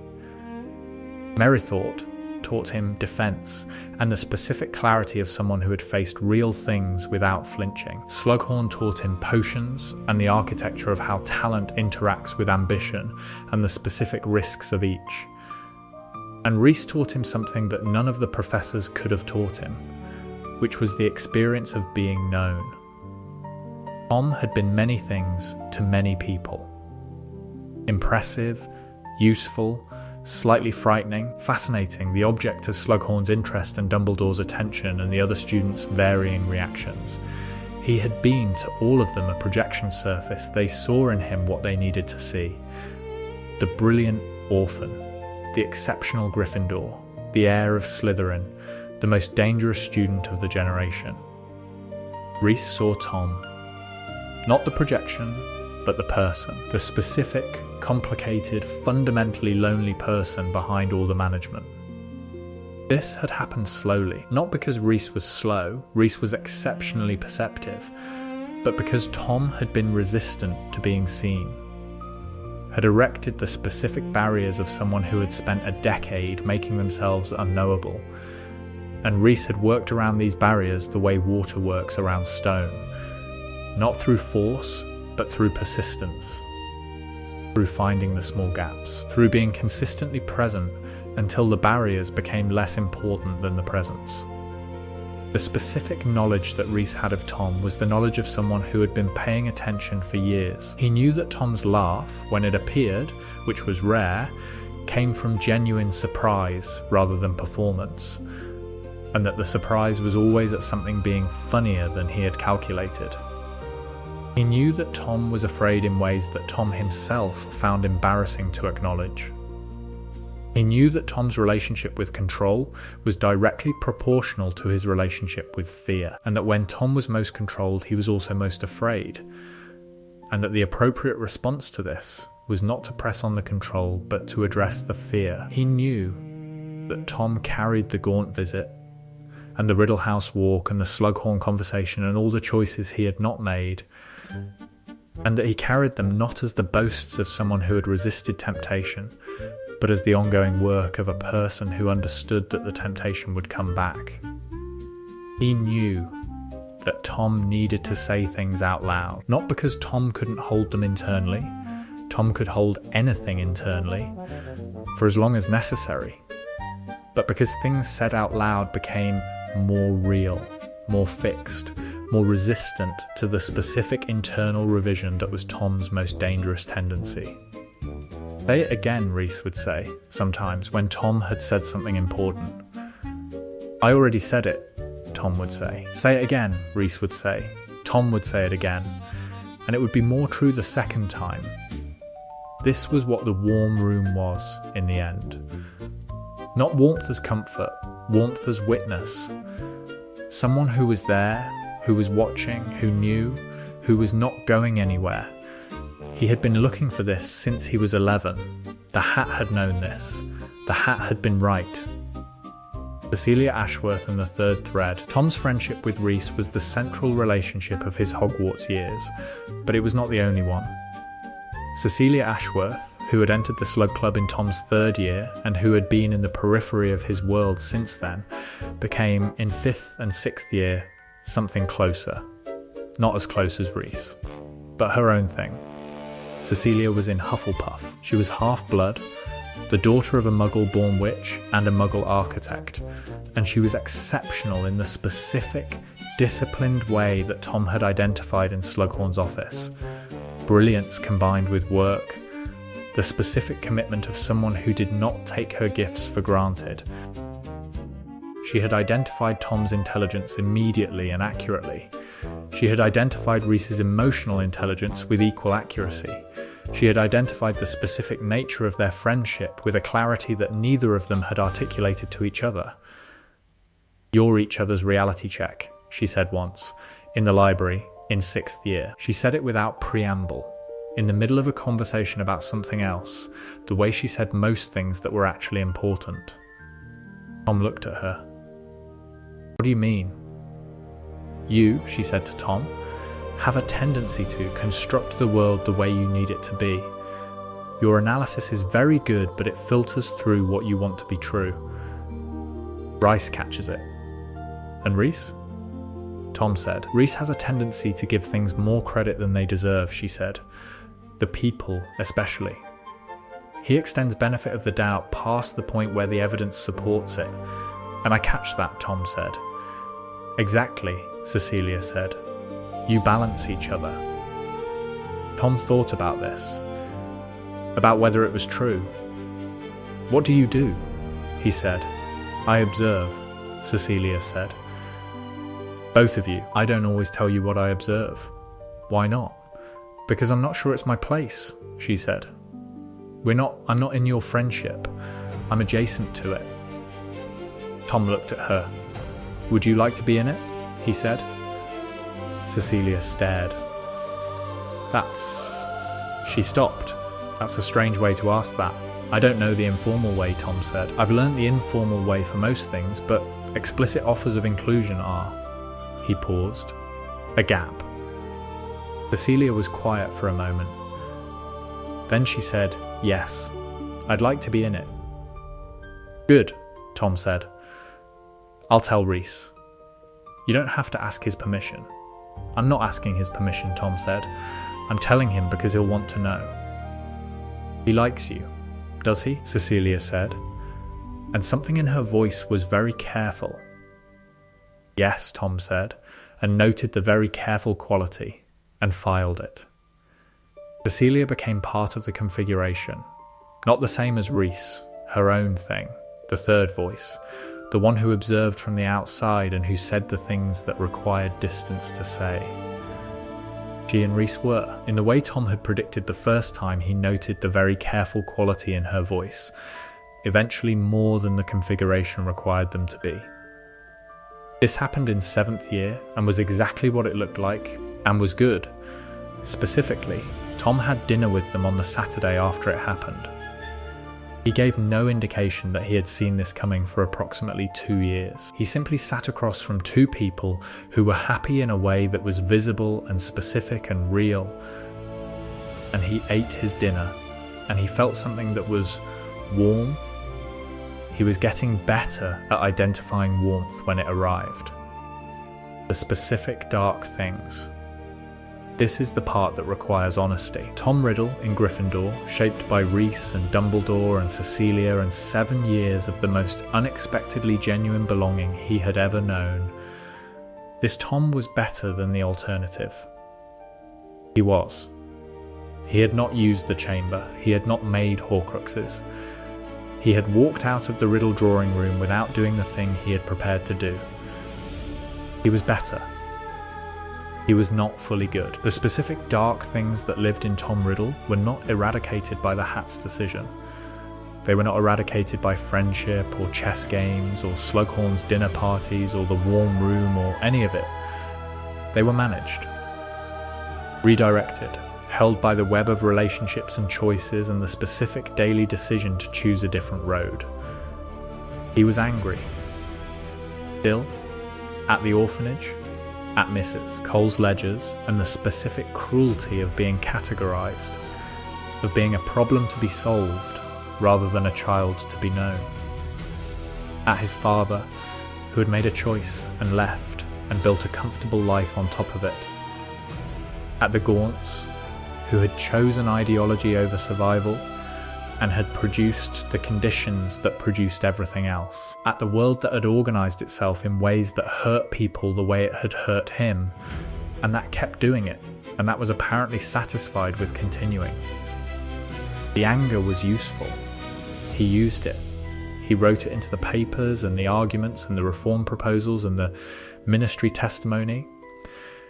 He used it to fight Yaxley and the structures that produced Yaxleys. He used it the way Reese had told him power should be used, by the goal it pointed at. But it was there. It was always there. The specific geological anger of someone who had been failed very early by the structures that were supposed to contain him, and who understood more completely than anyone what the failure looked like from the inside. He did not always manage it well. There were ministry arguments that went past the line of rigor into the specific personal sharpness of someone who found the opposition insufficiently intelligent and was not sufficiently diplomatic about this. There were relationships that he damaged through the specific Riddle failure mode of treating people as pieces when the management of them seemed more important than the relationship. Reese told him when he did this. Every time, without exception, in the way that Reese was without exception about the things that mattered to him. "You did it again," Reese would say. "I know," Tom would say.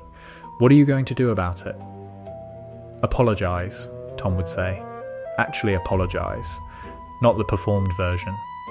"I know," Tom said. "I know the difference now." "Do you?" "Yes," Tom said. "The performed version is what I would have done at 11. The real version is," he paused, "more uncomfortable." "Yes," Reese said. "That's how you know it's real." He apologised. He meant it. He made the same mistakes again sometimes, because some things are structural and you can address the expression but not the root. And then he made the apology again, and meant it again. This is what it was. Not the story of a Dark Lord redeemed. Tom Riddle was not a Dark Lord and did not need redemption. The story of a person who was shaped by damage and who found, improbably, the people and the context and the specific hat decision that allowed him to choose differently than the damage would have chosen. Not perfectly, not cleanly, not without the residue of everything that came before, but differently. Continuously differently. As a practice, as a discipline, as the specific work of a person who understood exactly what the alternative was and who chose, every day, not to be it. The legacy. In 1960, Tom Riddle was appointed to a position in the Department of Magical Law Enforcement that was called, technically, Head of the Office for Magical Reform, and that was not an office that had existed before Tom proposed it in a 12-page memo to the Minister for Magic that argued, systematically and with considerable evidence, that the structure of wizarding law contained 18 specific mechanisms through which blood status ideology was systematically instantiated in legal practice, and that these mechanisms produced measurable harm, and that there was a better way. The proposal was controversial. There was significant opposition. The opposition used the word blood traitor and various other terms that Tom had heard his whole life, and that he received with the specific historical calm of someone who understood them as information about the people using them rather than as information about himself.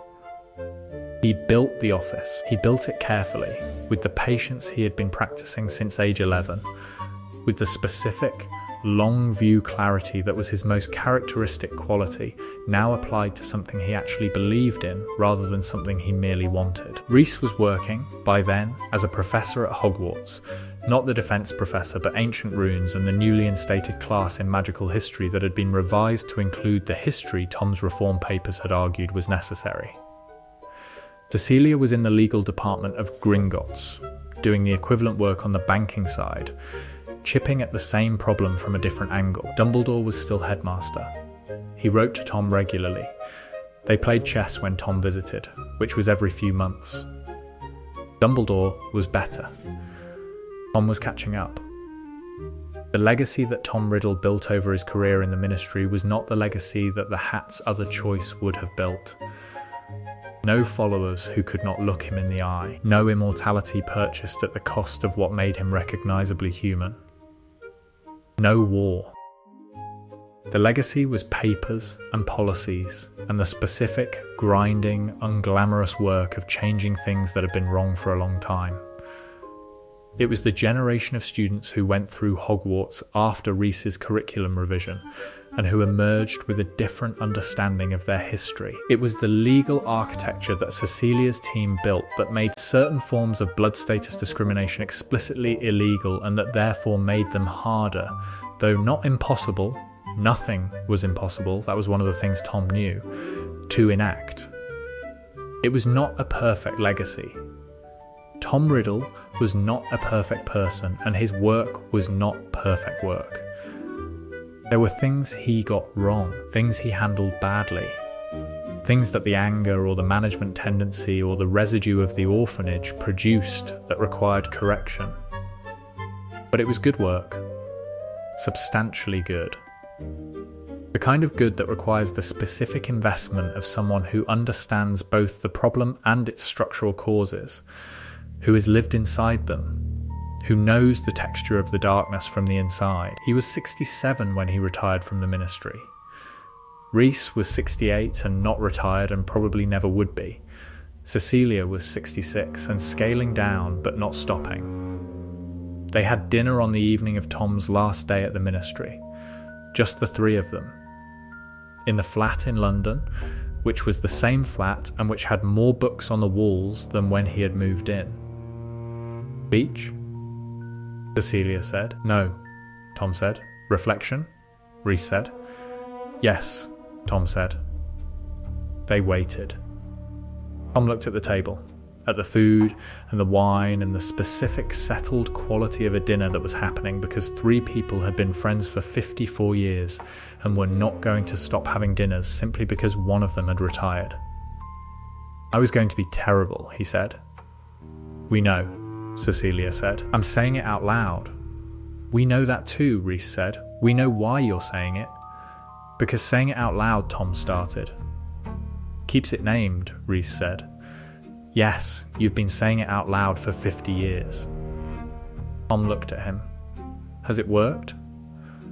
You're asking if the practice of naming the alternative has kept you from becoming it, Reese said.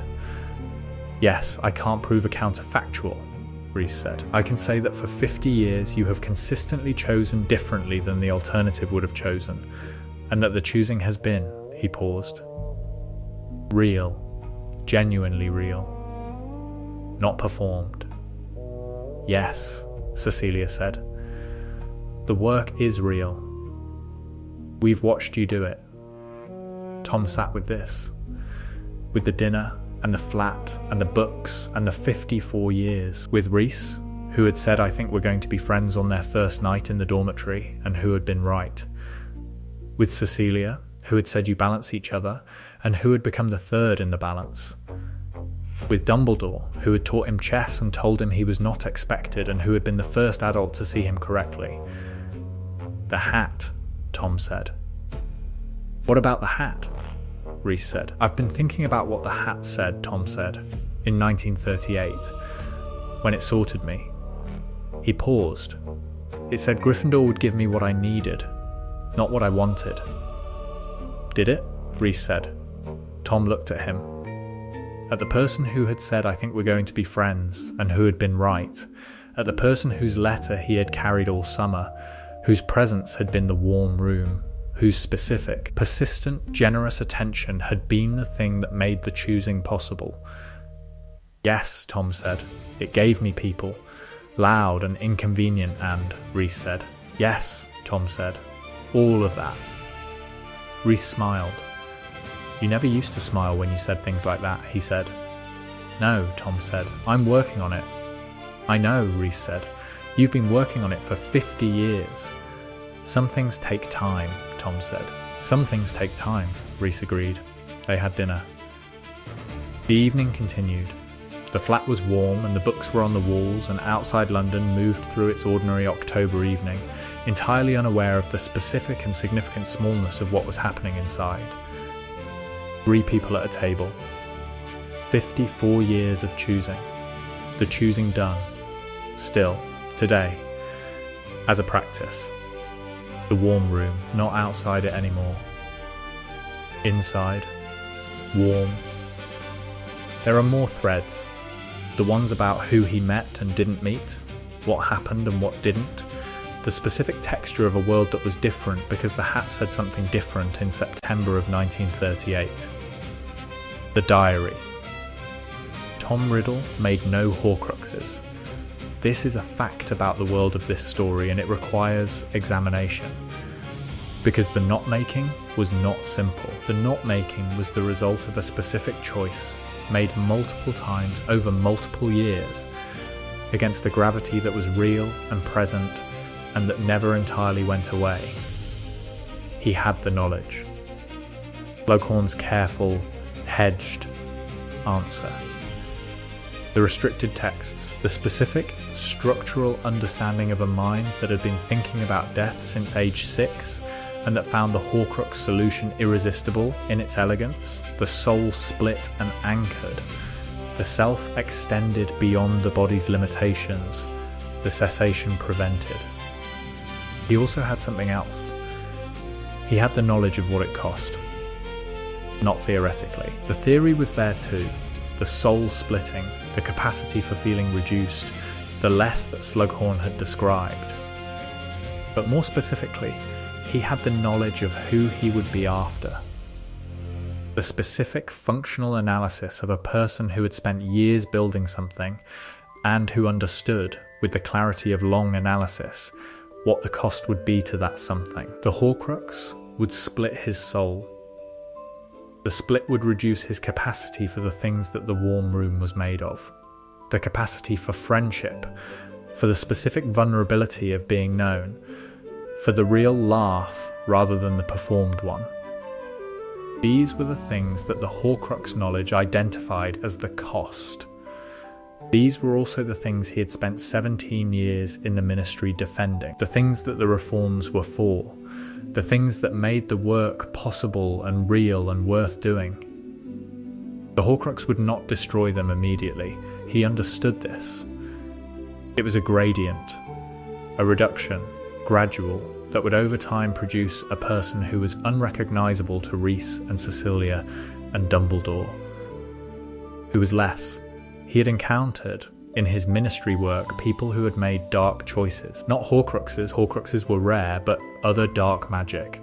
The choices that produced irreversible changes in a person. He had studied these people because understanding them was relevant to stopping what they were doing. He had seen what the choices cost. He had chosen not to pay. The not choosing was not dramatic.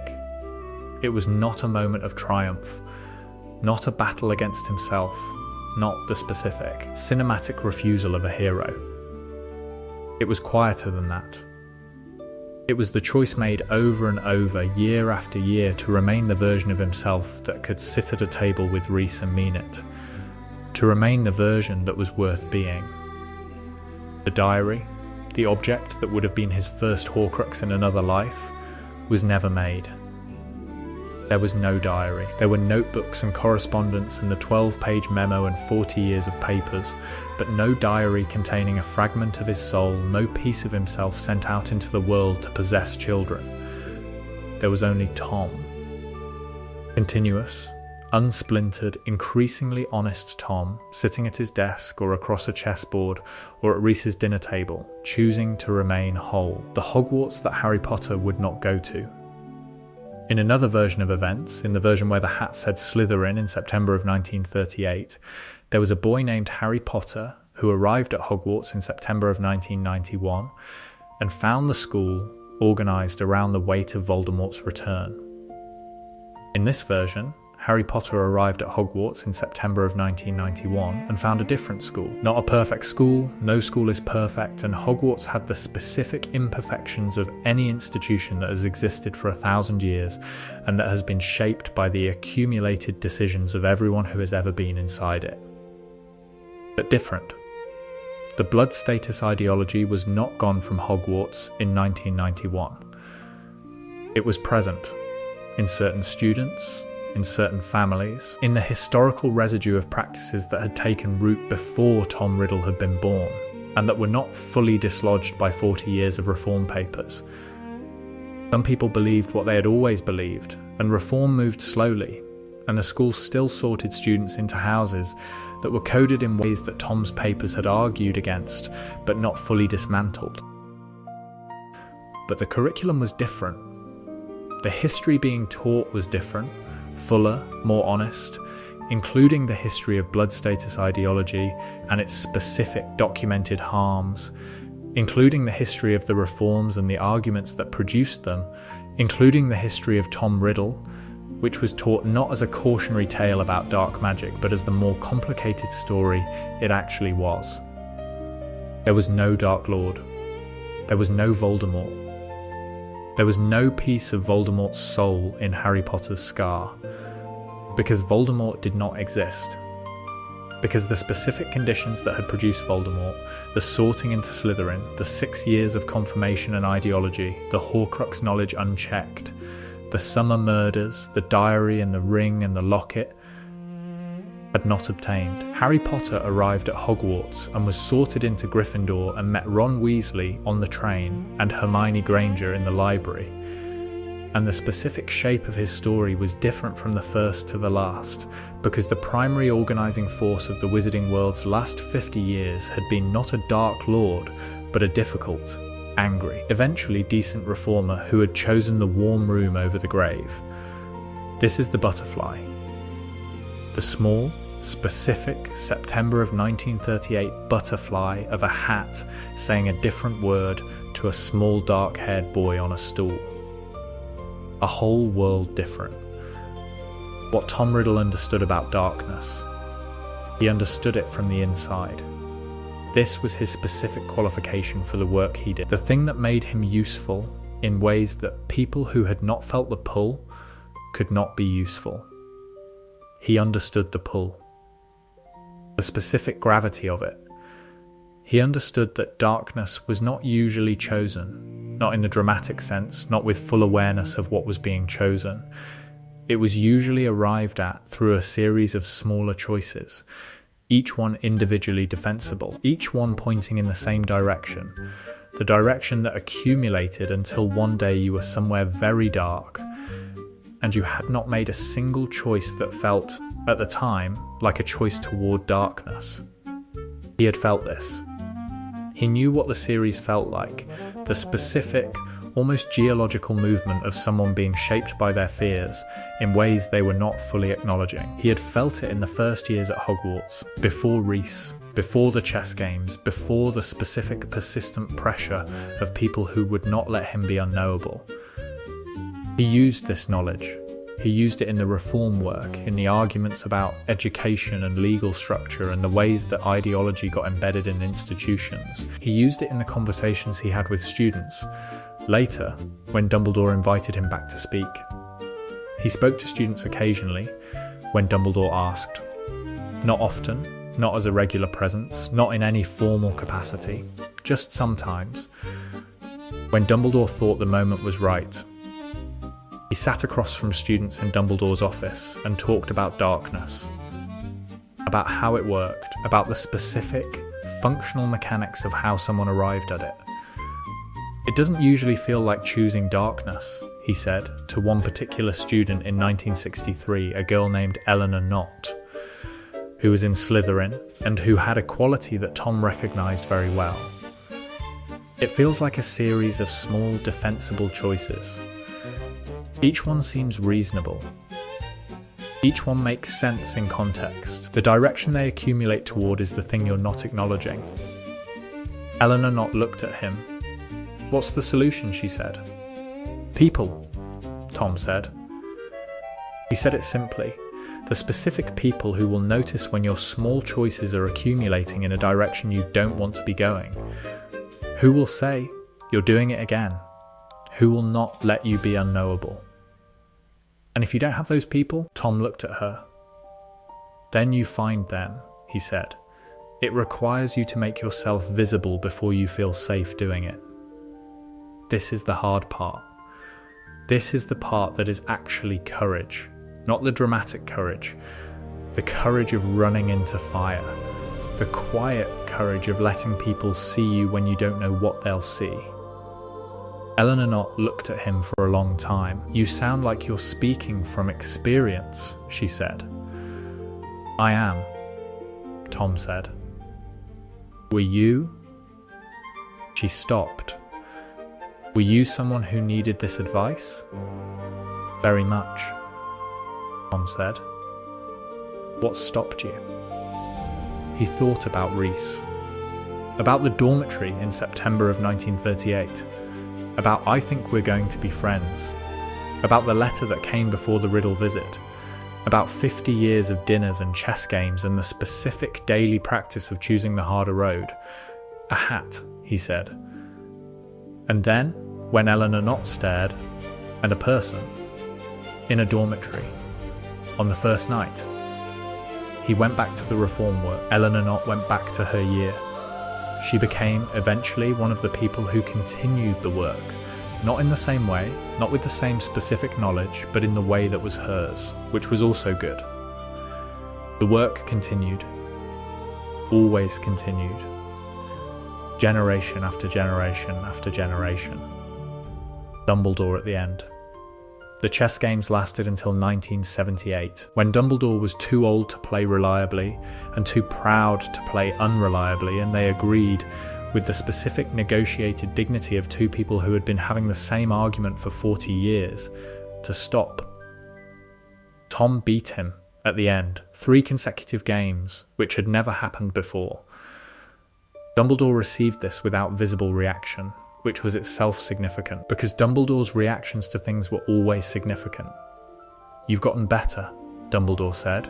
40 years, Tom said. "It usually doesn't take 40 years for someone of your ability. I have other things to think about," Tom said. "Yes," Dumbledore said. "You do." A pause. "Tom," Dumbledore said. "Yes, I should tell you," he stopped. "I have been more certain about fewer things in my life than I have been about the importance of that hat's decision, and I am not generally certain. Certainty is a quality I have learnt to be suspicious of." Tom looked at him. "But?" "But I am certain about you," Dumbledore said. "About what you have done.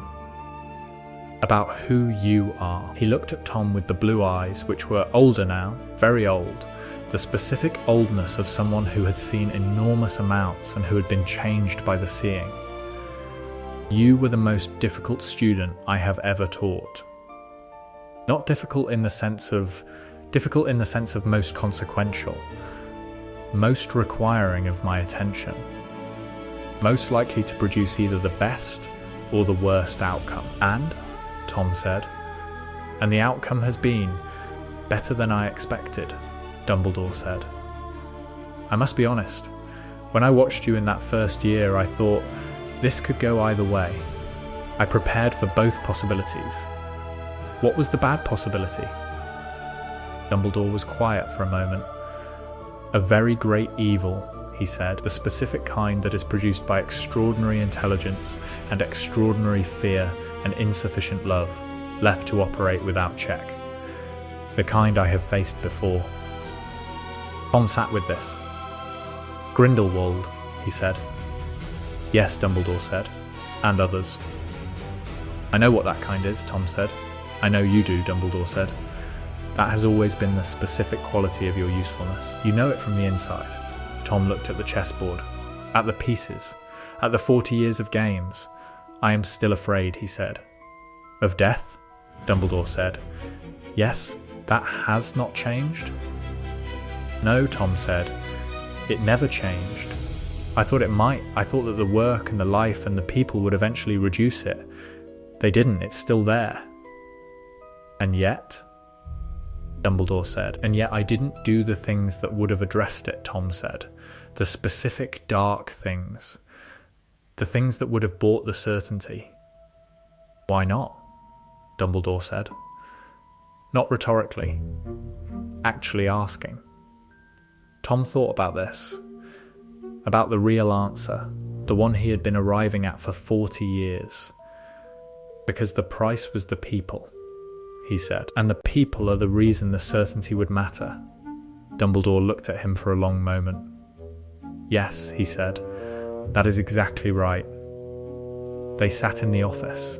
The silver instruments clicked softly. The portraits watched. The fire burned low. "I am glad," Dumbledore said, "that you are who you are." "I am occasionally glad about it too," Tom said. Dumbledore laughed. The laugh of a very old man who finds something genuinely funny.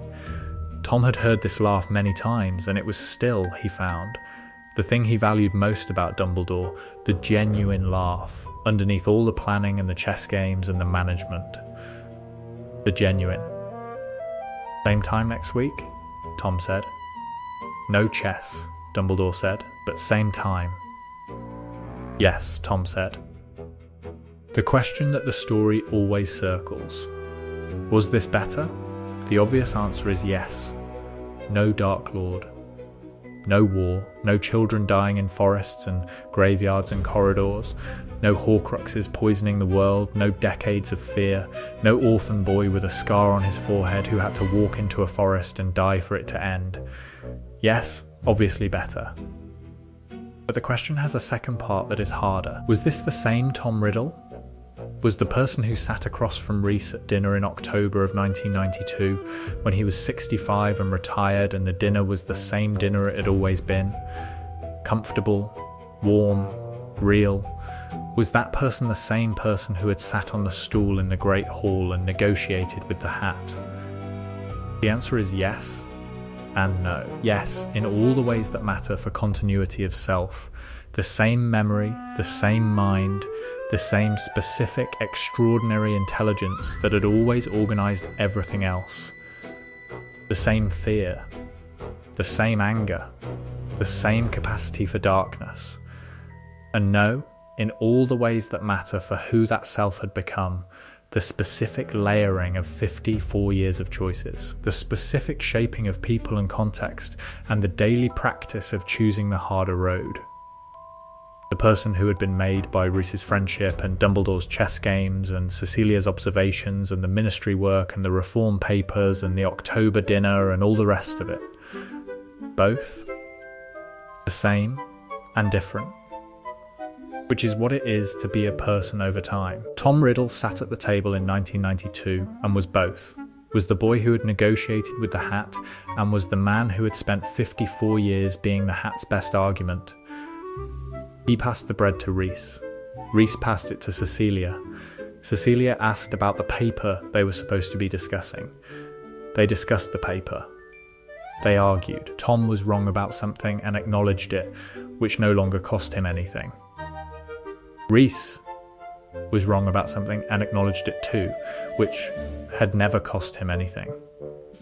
Cecilia was not wrong about anything, which was not unusual. The dinner continued. The world was different from what it would have been. The difference was specific and enormous and distributed across millions of lives that had been shaped by the absence of a war that had not happened and the presence of reforms that had. And at the table, the three of them, eating the dinner. The warm room.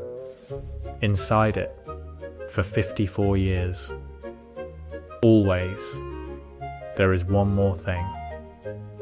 The last thing. Tom Riddle died in the spring of 1995 at the age of 68.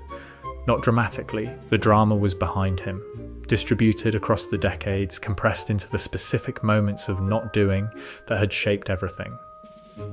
He died, as most people die, in a hospital with people around him, at the end of something that had been long and specific and, in its totality, good. Reese was there. Of course, in the chair beside the bed, with the book he was not reading, because Rice had been in the relevant chair for 54 years and was not going to stop now. Cecilia was there. She had come from Edinburgh, where she had been for the weekend when Reese called. He sat on the other side and held his hand. Dumbledore was there.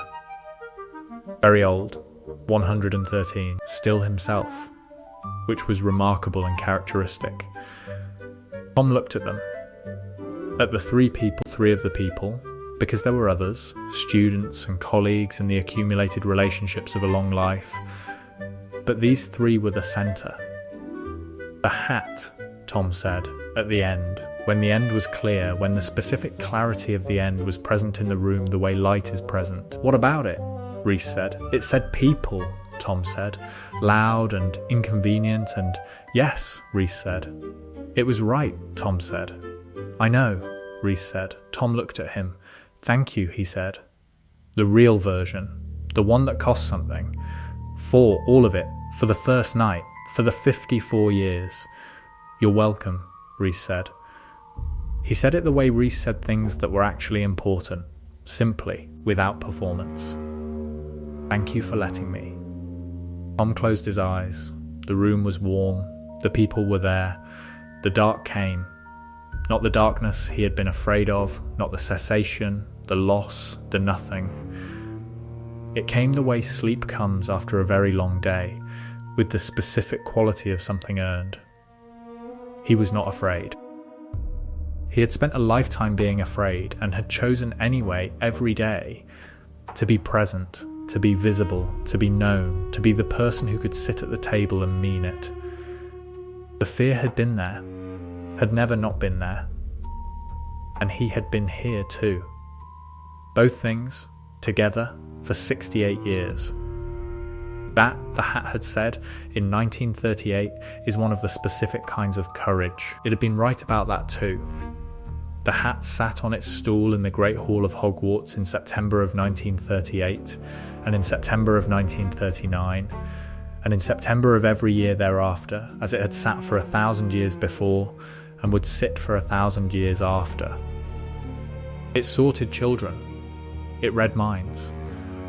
It placed 11-year-olds into the containers that it believed would serve them best, with the knowledge that it would be right about this more often than not, and wrong about it sometimes, and that the wrong was as important as the right because people were not containers, ultimately, but the choices they made inside and around them. In September of 1938, it placed a small dark-haired boy with a scar of loneliness in Gryffindor, which was the house he did not want and which was the place he needed. He was furious about this, initially, deeply. privately, specifically furious.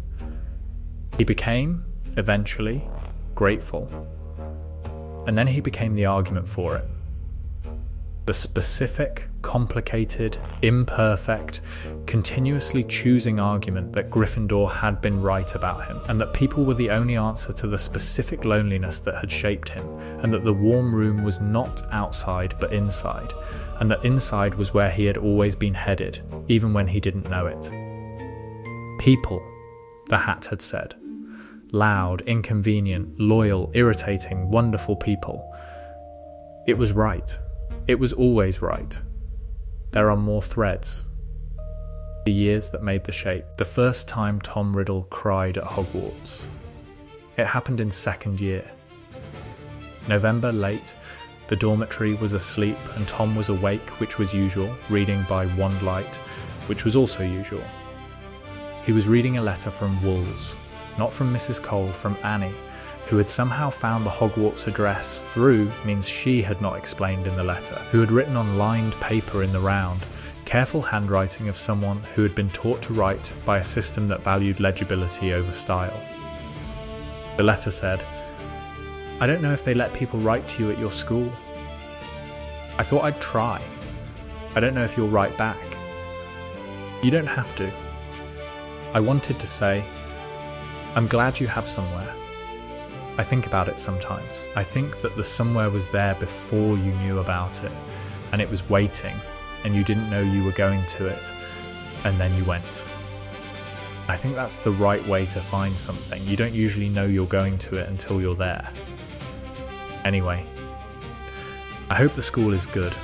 I think it is. I could tell when you talked about it." Annie Tom read the letter. Read it again. Folded it. The crying was not dramatic. He was not a dramatic person. It was quiet, and it lasted approximately 3 minutes, and he managed it without waking anyone, because Tom Riddle managed most things. He managed this. He wrote back to Annie the next morning. The letter was short, but it was real. The actual version, not the performed one. He told her about Reese, briefly, with the specific economy of someone who was not used to sharing things. He told her the school was good. He told her he was glad she had written. He sent it. She wrote back. They wrote, infrequently but consistently, for the rest of his time at Hogwarts and for years after. She did not go to a school like his.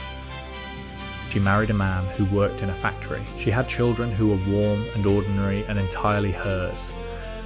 He attended her wedding in his 4th year on a Saturday in August, telling Wolves he was going to the library, and instead taking the train to the specific suburban church where Annie was married in a white dress with her specific, round, careful happiness. She saw him there.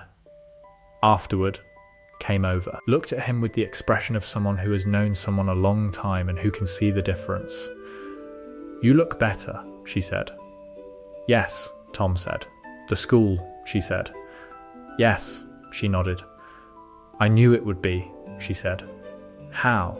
he said. "Because you deserved it," she said, with the simple, complete equanimity of someone who has decided this is true and has no need to elaborate. "You always did." He took the train back, walked into Wolves before anyone noticed he was missing, went to his room, held the specific, ordinary, enormous weight of being told you deserved something. He was 15. He was not accustomed to deserving things. He was getting used to it. The specific shape of Tom Riddle's ambition. He had been ambitious since he could identify the word. Since before he could identify the word, since the quality had existed in him as a drive without a name, the specific forward pressure of a child who understood that the world as it existed was insufficient and who intended to make it different. The ambition changed, not the ambition itself, the direction, the target. In the orphanage, the target had been escape, get out, get away, find the warm room. At 11, the target had shifted, be the most powerful person in the room.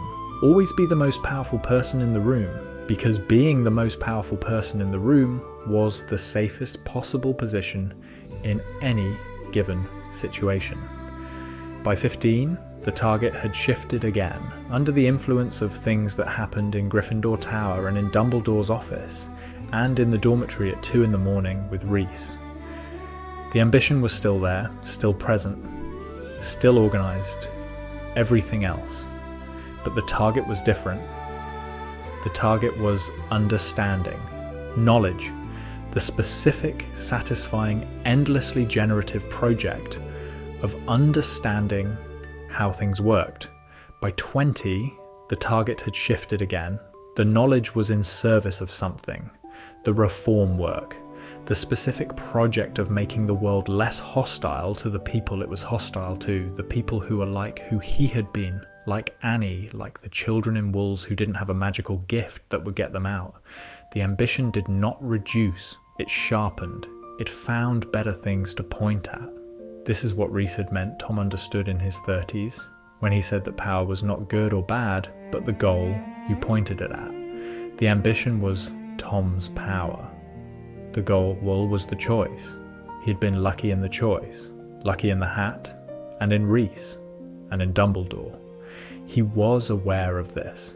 He was aware that the alternative, the version in which luck ran differently, in which the hat said Slytherin and the specific, vulnerable, lonely 11-year-old was handed an ideology that validated and directed the darkness, was not a thought experiment but a near miss.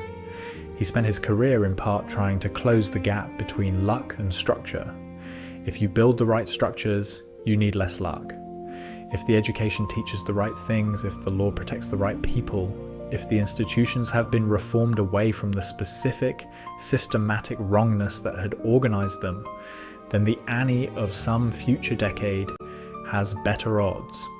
Then the Tom Riddle of some future decade has fewer directions in which the darkness can take him, because the structures that feed it are less present.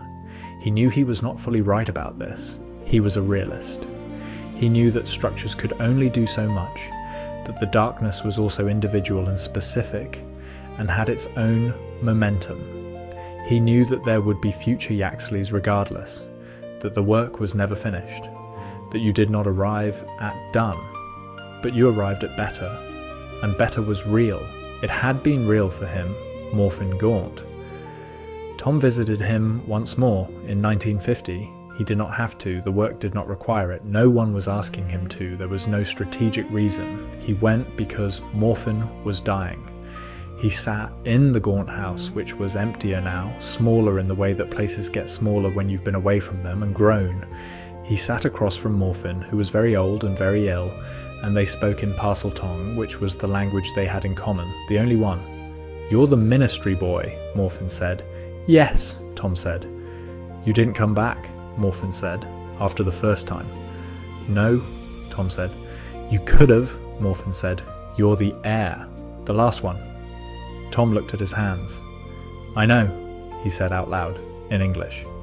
Then, because Morphin's English was gone, "I know," in Parseltongue. "You didn't take what was yours?" "No," Tom said.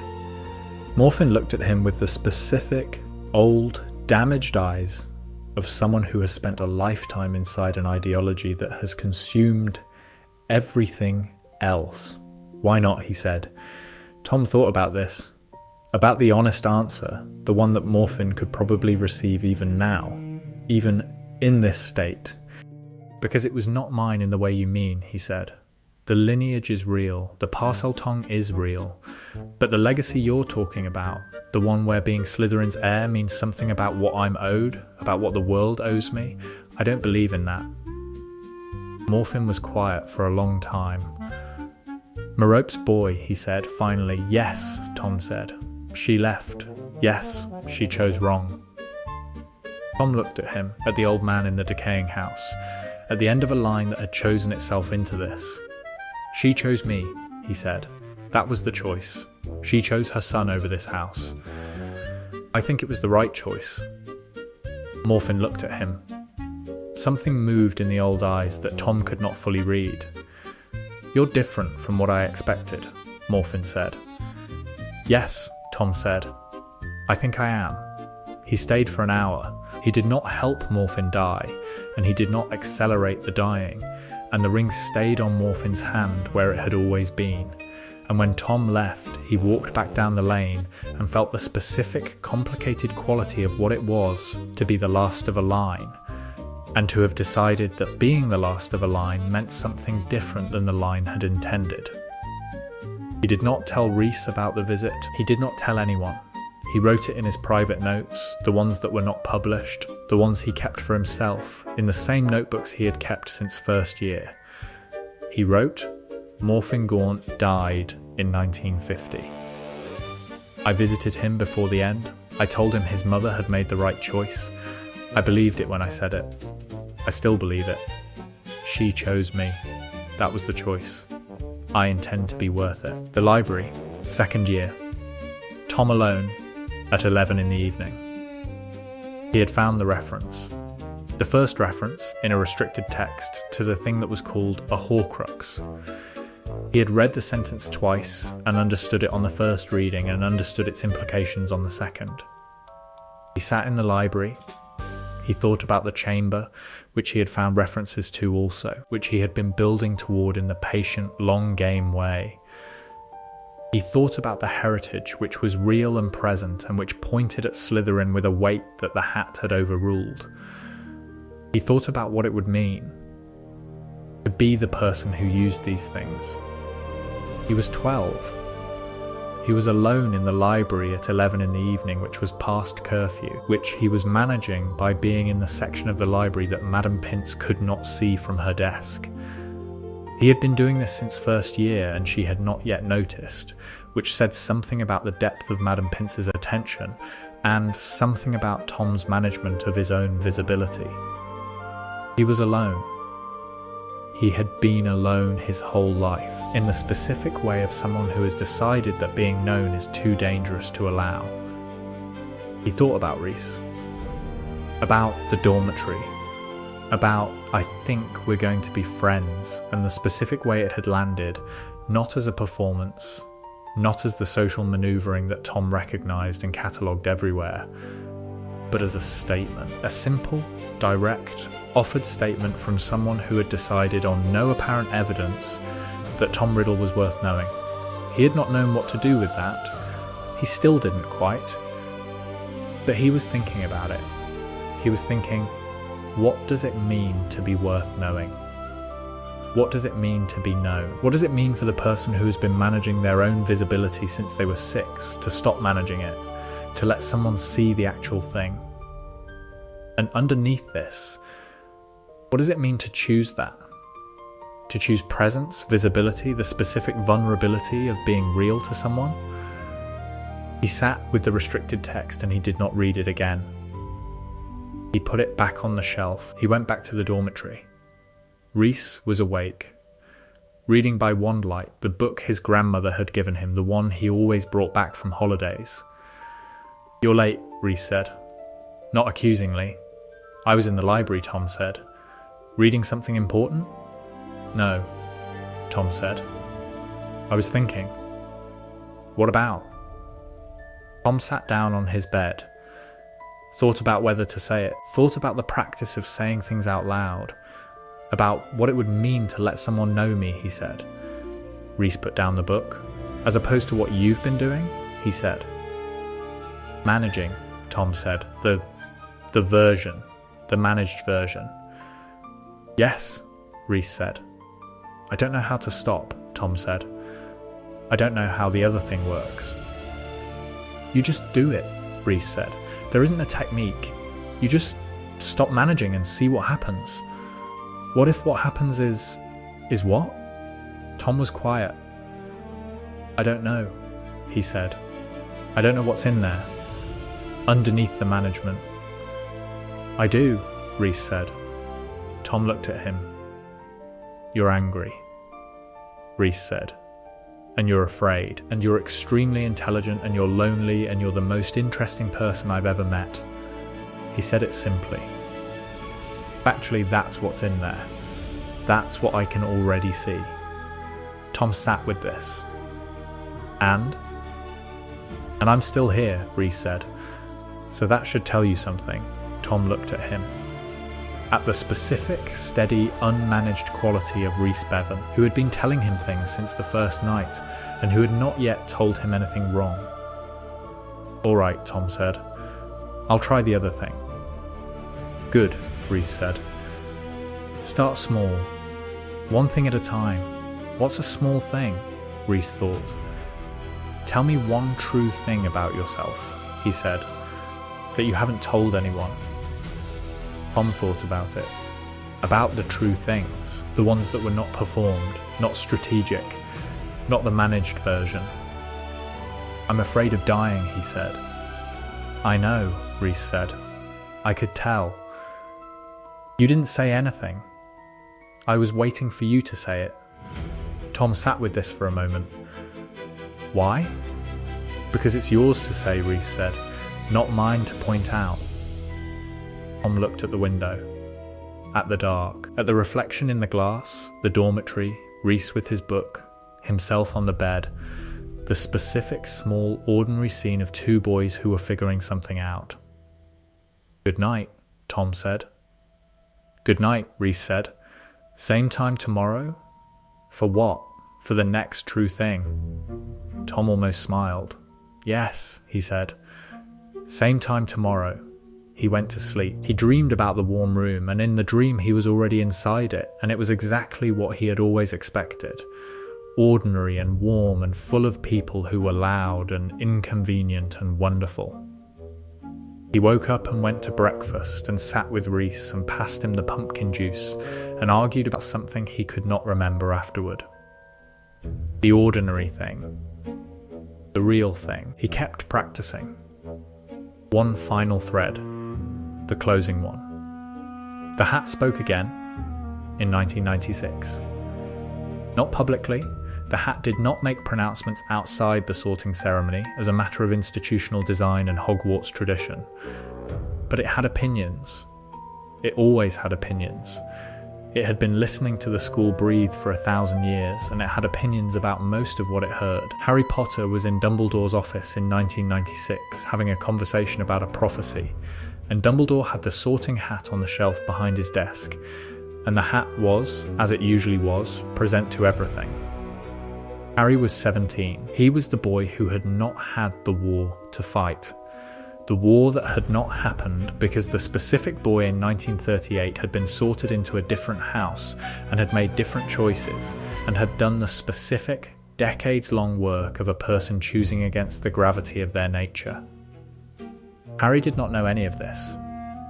Harry knew that there had been dark magic in the wizarding world, that there was always dark magic in the wizarding world, that the specific shape of the current darkness was a man named Corvus Yaxley who had been stopped 15 years ago by a combination of ministry action and Dumbledore's intervention and the reform work of a retired official named Tom Riddle who had written the foundational documents on how this kind of ideological movement grew and how to interrupt it. He did not know Tom Riddle. He knew the name from the papers he had studied in History of Magic, which was a different class now than it had been before Rhys Bevan revised the curriculum. Fuller, more honest, more interested in the actual history rather than the version that confirmed comfortable assumptions. He was talking to Dumbledore about the darkness that was trying to come back, as it always tried to come back, and about his role in addressing it, which was a role he had not chosen, and that had been assigned to him by circumstances he had not controlled. The hat, from the shelf, listened. Dumbledore was saying something about choices, about how darkness was not destiny, about how the specific circumstances of a person's origin did not determine the specific direction of their choices. Harry was listening. He was a good listener, this Harry, in the way that people who have been given enough warmth in their lives are good listeners. Not from scarcity, not from the specific attention of someone who is managing every interaction, but from genuine interest. He was interested in what Dumbledore was saying. The hat agreed with Dumbledore. It always agreed with Dumbledore on this point. It had spent 1,000 years watching people prove this point. Not always, not perfectly, not without exceptions, but consistently enough to consider it true. The circumstances do not determine the choice. The choice determines the person. The hat had made a choice in 1938 about what a particular person needed. It had overruled the person's explicit stated preference and had placed him where the hat believed he would become who he could become rather than who he was afraid of becoming. The hat did not always get this right. It had made errors, placed people in houses that were wrong for them, wrong for circumstances it could not fully predict, wrong for reasons that became apparent only later. It was not infallible. It was a 1,000-year-old piece of cloth with opinions. But in 1938, in September, with a small dark-haired boy sitting on the stool, in that case the hat was right. It was right, and it had stayed right for 57 years, through the chess games and the reform papers and the Morphin visit and the dinner tables and the choice not made in the Riddle drawing room and the Horcrux knowledge not used and the chamber found and sealed and the 54 years of Rhys Bevan saying you're doing it again, and Tom saying I know, and meaning both the knowing and the stopping. The hat sat on the shelf in Dumbledore's office and listened to Harry Potter talk about darkness and choices and what it meant to face something you hadn't chosen. It thought the same thing, always the same thing. 60 years of watching people face what they hadn't chosen and make something of it. The darkness was not the end. The choice was what came after. It was always the choice. People, the hat had said to Tom Riddle in September of 1938. Loud, inconvenient, loyal, irritating, wonderful people. Harry Potter had people. This Harry, in this world, had people who had not been organised by a war, who were not fighting for survival, who were figuring out their own specific darkness in the way of every generation. The darkness that was always there, in new shapes, requiring new addressing. He had Ron Weasley, who was loyal in the specific, unself-conscious way of someone who had never considered not being loyal. He had Hermione Granger, who was rigorous in the way that Rhys had been rigorous, the specific discipline of someone who took knowledge seriously, because knowledge was what she could offer. He had a world that was less broken than it might have been. He was doing all right. The hat could tell. It could always tell. In September of 1938, a small dark-haired boy with a scar of loneliness had sat on the stool and the hat had said people.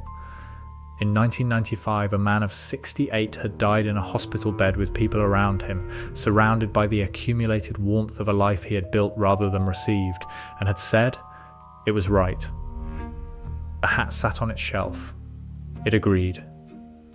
There is one more thing. The scene the story needs. Third year, the lake. October, Tom and Rhys were walking around the lake, which they did most Sunday afternoons when the weather was not actively hostile, and on some Sunday afternoons when it was. October in Scotland was frequently hostile. They walked anyway. Tom had been quiet for most of the walk. Not the performed quiet, the real one. The quiet of someone who was thinking and who was comfortable enough with the person beside him to think without filling the silence. Rhys had been not quiet in his particular way, which was the quiet of someone who was also thinking and who knew that Tom's thinking had a shape and that the shape was not yet finished. The Gaunt family, Tom said. Eventually, not a question. Yes, Rhys said. He had been expecting this. The ideology, Tom said. The specific, he stopped. I understand it. From the inside. I understand the logic of it. The purity argument. The lineage argument. The argument that magical ability is tied to magical blood, and that Muggle-borns are lesser, yes, Rhys said. I know you understand it. I find it not persuasive, Tom said. I'm not persuaded. But I understand the appeal. The specific appeal to someone who needs the world to be organised in a way that makes them important. Someone like you were, Reese said. Someone like I was, Tom said. Someone who had nothing, and who was being offered a framework in which the nothing was not a failure of the world, but a recognition of the world's correctness. The world that had pushed them to the edge was the world that confirmed they deserved the edge. That's a sophisticated analysis, Reese said, of an ideology you were partly targeted by. I was partly the target and partly the argument, Tom said. I'm half-blood. The pure-blood ideology should make me lesser. It doesn't know what to do with me, Parseltongue, Slytherin's heir, but also my father's son. He paused. This is what I've been thinking about. What specifically? The ideologies are most seductive to the people who are their partial exceptions, Tom said. The people who are not fully inside the system and not fully outside it. Who can claim belonging if they choose to. If they accept the parts of the ideology that work for them and set aside the parts that don't. And what do you set aside? Rice said. Very carefully. Tom looked at the lake. At the grey October water. At the sky. My father, he said. If I accept the pure blood ideology, I set aside the fact of my father, the muggle half of me, the thing that makes the ideology's logic collapse. And the people it targets, Reese said. Yes, Tom said. The people it targets. He looked at Reese. Like you. Reese was very still. You're muggle raised, Tom said. Your mother is a muggle. Your grandmother was a muggle. By the pure blood ideology, you are the specific person it exists to diminish. Yes, Reese said. And I think Tom stopped. I think I want to be very clear about this, about where I stand. I don't always know where I stand on things. The calculation is always there, the analysis, the specific assessment of positions. But on this he paused. On this I know. Tell me, Reese said. You are the most important person in my life, Tom said. You are the reason I know what the warm room is. You are the person who stayed, on the first night and every night since, without being managed into it. The ideology that says you are lesser than me is an ideology that requires me to deny the most real thing I know. He looked at Reese. I won't do that. Reese looked at him. For a long time. Tom, he said. Yes, was that the most personal thing you've ever said to me? Tom thought about it. Probably, he said. Don't make a production of it. Reese laughed. The specific laugh that Tom had filed as genuine from surprise. I won't, he said. They walked. The lake was grey. The mountains were grey. The sky was the specific October grey of Scotland that Tom had learned to find beautiful rather than merely cold. Thank you, Reese said after a while. For what? For saying it out loud, Reese said. You know it already. But saying it out loud keeps it named, Tom said. Yes, Reese said. They walked back to the castle. The afternoon darkened. The windows of Gryffindor Tower were lit. The common room, the hearth, the specific warm geometry of a place that had been decided was his. He was still learning to feel that it was his. It took time. It required the specific patient practice of someone who had spent their whole life outside the warm room to accept that the door was open and that they were inside. He was inside, walking back toward it.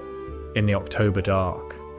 He was inside and it was warm and the people were there, loud and inconvenient and loyal and irritating and wonderful. He walked in. This is the story. Not the famous story, not the story of the Dark Lord and the boy who lived and the war and the scar. The other story. The one that hinged on a September morning in 1938 and a hat that decided, after the longest deliberation in 53 years, that a small dark-haired boy needed something different from what he was asking for. The story of what different looks like. Not redemption. Tom Riddle did not need redemption, because Tom Riddle did not have enough time to accumulate what would have required it. The hat interrupted the accumulation. That is what the hat did. Not transformation. Tom Riddle at 68 was recognisably the same person who had sat on the stool at 11. The same intelligence, the same fear, the same anger, the same capacity for darkness, the story of choosing, of the specific, daily, unglamorous, necessary practice of choosing the harder road when the easier one was always available, of people who made the choosing possible by being present, by being visible, by saying you're doing it again, and I know, and same time tomorrow. The hat said Gryffindor in 1938 and the world was different. Not because Gryffindor was magic, not because the house had a specific power to transform people, because the house put Tom Riddle in a dormitory with Rhys Bevan, who was the person who was willing to see him and to stay. That was the butterfly. The specific, small September butterfly of a hat that chose to give a lonely child the thing he needed instead of the thing he wanted. The child grew up. The choices accumulated. The world was different. People, the hat had said. Loud, inconvenient, loyal, irritating, wonderful people. It was right. It was always right.